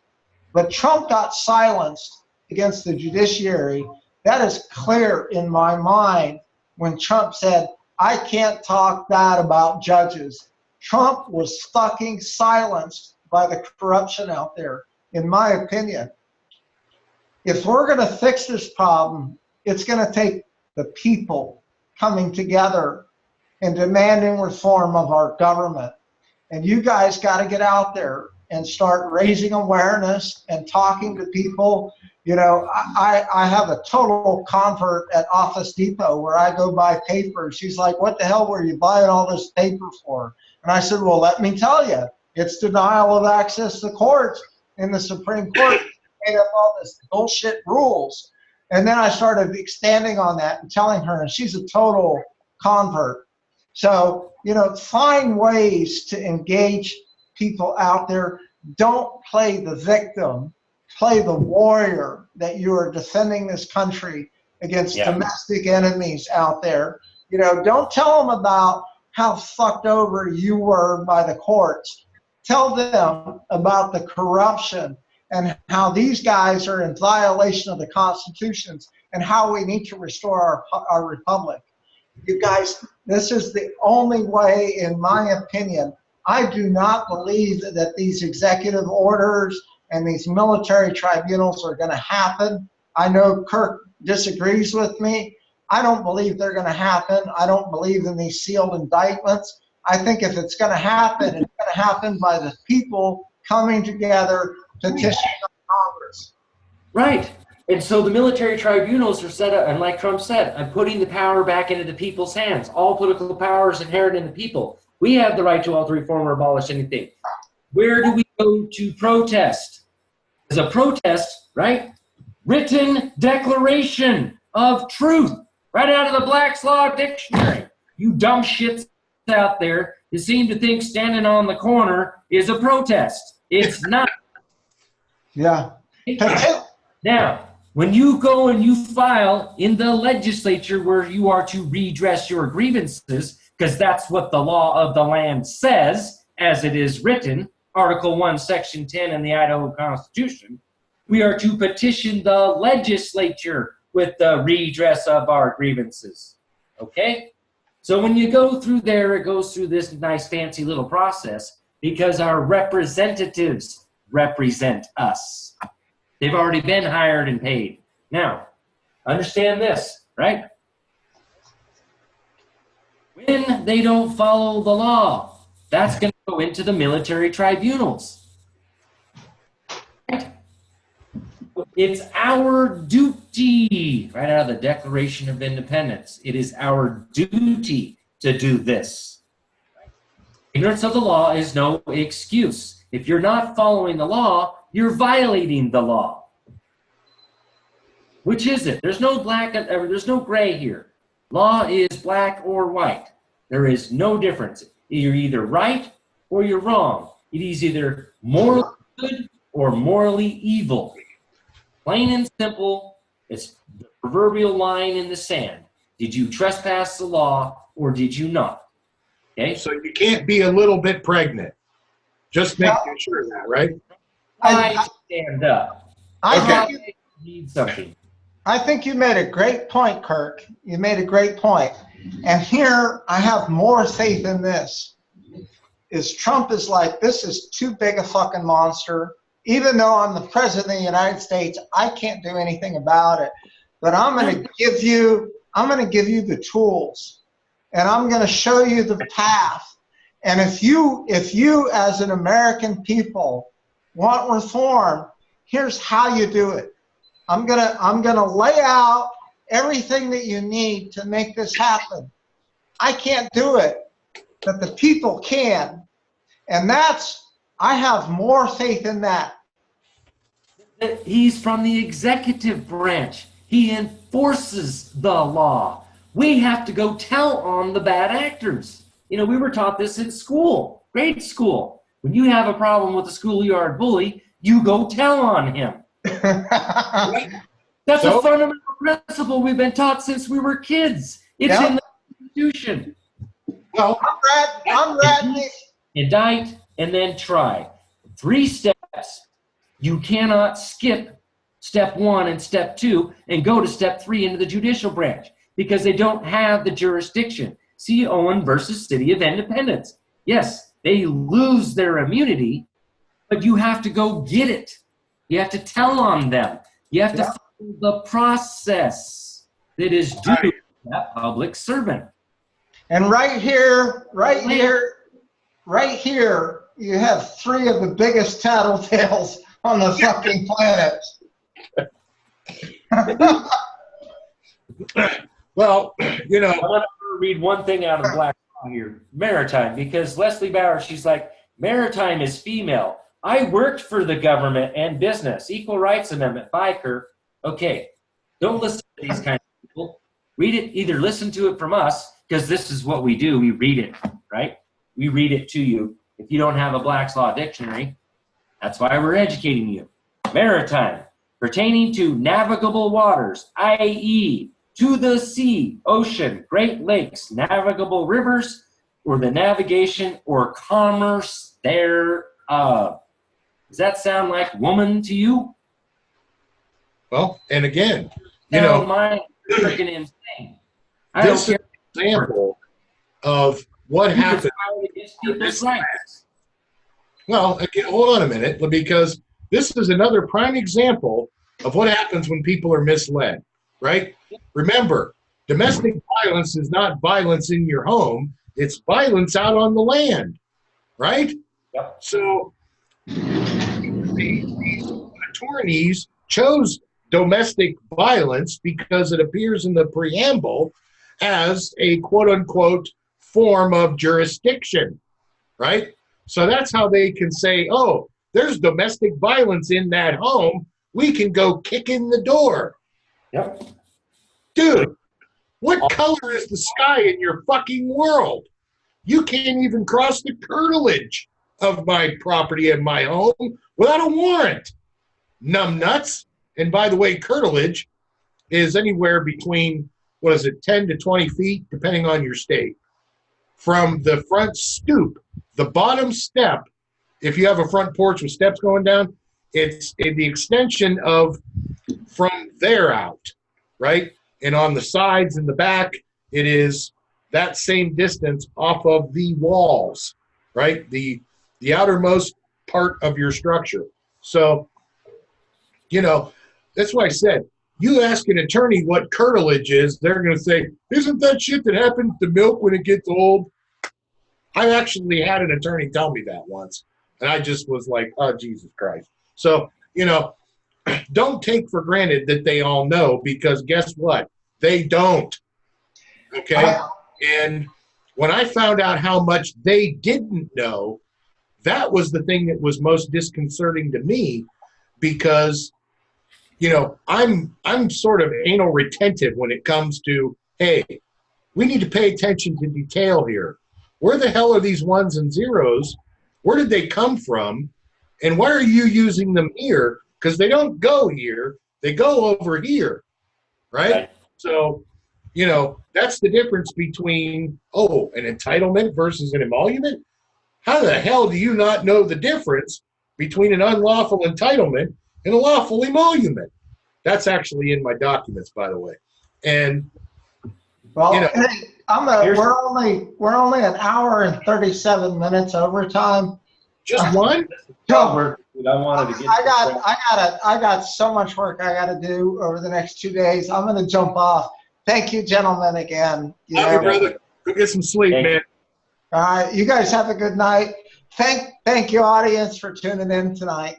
You guys are great. I've seen some people. I think they've been with us the entire show tonight, which is amazing. I know. So we love you guys, and we'll see you on Wednesday. Call-in night. All right, brother. Good night, John. A couple things that's been pointed out here. The birth canal. Ships are birthed. Our children are gifts from God. They are born. They are not birthed. Ships are birthed. Two, the castle doctrine. We don't need Congress to create an act. This comes from the law of nature. Naturally, or even the Bible, we have the right to defend our life, our liberty, our property, right? And, I don't know, per the laws, it was laid down in the Declaration of Arms. And in fact, if you go back on a Tuesday night special that I went over, go back to the Charters of Virginia in 1606, right in there, we have the right to have arms out on our adventures to protect us, right? This has been a long established part of the law of nature. Whatever we do in our defense is considered legal. That's a legal maxim of law. So the castle doctrine comes from the law of nature, which I've showed. You go into your rules of evidence, right? You go into the code, you go under evidence, you go in there and it says judicial notice. You get down to the bottom there and it says law of nature. Oh crap. That means you pull up the Holy Bible, because that's where the law of nature is, and you have the right to defend your life, your liberty, your property. Now, it's also in the Beauvair's Law Dictionary from 1856 under rights. It's also under the law of nature. See, this is right where they go. John was talking about going through the Black's Law and how they change things. Okay, now you go into law of nature, and it says see natural law. Yeah. Changing the definitions and changing the ideology and all this to brainwash you into believing, well, it says so right here, right out of Black's Law Dictionary, right? But where's the law of nature? Because we're talking about the law of nature. So in 1856, in Beauvair's Law Dictionary, it's there. It is defined, law of nature. One of them, under rights, not under law of nature, but you go under rights in Beauvair's Law Dictionary, and it says, nothing to do with the establishment, support, or management of government, which is also American Jurisprudence, Volume 15, Section 2, under civil rights, natural rights, civil rights, and political rights. That's all in that little section there. Hey, dude, you know what? We're coming up on, we're actually a little over, what is it, 8:30, 9:30, 10:30, 11:30, okay, 12:30? Well, they'll probably shut us off. So, you know, we have to, we know we can't go past 12:30 my time. Go past 4 hours. Right, so, because we've already done that. We made that mistake once. So we'll end live feed. We are at, yeah, we're nowhere near 4 hours. and 11 minutes, so we still got it. But anyway, We're a little over. marital rights and parental rights is listed under those natural rights, which have nothing to do with the establishment, support, or management of government. That's not what we instituted government. I'm gonna end with that. Get yourselves a Black Law Dictionary, folks. You know, 4th edition, I've got it on PDF, right in Kirk's Law Corner. You can download that right now. Yep. The group. I got a 10. So I got a bunch of other books in the other room, but I like to pull up the dictionary because when we're talking about wordsmithing, right, which is the difference between what we do versus what they do, them and their word salad, they just put a bunch of crap together and say, hey, we're going to call that something. I don't know what, but we'll call it something. And then some other dumb shit says, hey, I'm going to practice that. Oh, God, right? So, but anyway, you know, where you guys choose to pick your position and standing is entirely up to you, right? You don't know, you know, again, you don't have to do all of this. This is not a requirement for this process, right? I've already done all of that. You don't have to do that. So, only thing I've done is I take and I basically make an introduction, right? The same way I've done in business throughout my entire career. So whether a customer is standing in front of me at my counter in my, you know, in my old life, in my old job, or I got somebody standing next to me here, you know, going through that process, whatever the process is, it doesn't have to be family law, it could be anything. But, you know, where is your position? I'm there to help you figure out where your position is and tell your story in a clear, comprehensive manner that will lead to a relief and remedy that is, I mean, obviously nothing's ever going to make you whole again, especially after the shit we've all been through. But guess what? That was their intention. Mm-hmm. It is what it is. So now we got to do is just go break our feet off in their asses and take back what they stole. Well, that process I can teach you how to do because I've gotten really good at it. So for those of you who want to get politically active and really go after this crap, but here's the thing, just even petitioning what we're trying to show you there you know, redressing your grievances with government. Yep. After, see, this is after, right?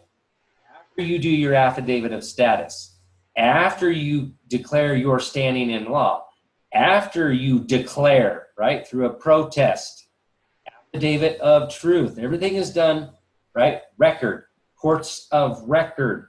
Record is the paperwork, sui juris, of lawful age, of sound mind, be capable of handling your administrative duties. That's your paperwork. Make your record. Tell them. You have to tell them. You have to be the law sayer. This is my standing in law. This is my status. And you don't have the jurisdiction here. So then after you do that, and they still trespass the law, and I can guarantee you, pretty much guarantee you, you know, I've talked to David Straight about this, and he's used this. I've talked to other people before I even met David Straight. Tony Pellegrino was one of them that has used this affidavit of status. And in fact, Tony Pellegrino's used it to get on a frickin' airplane.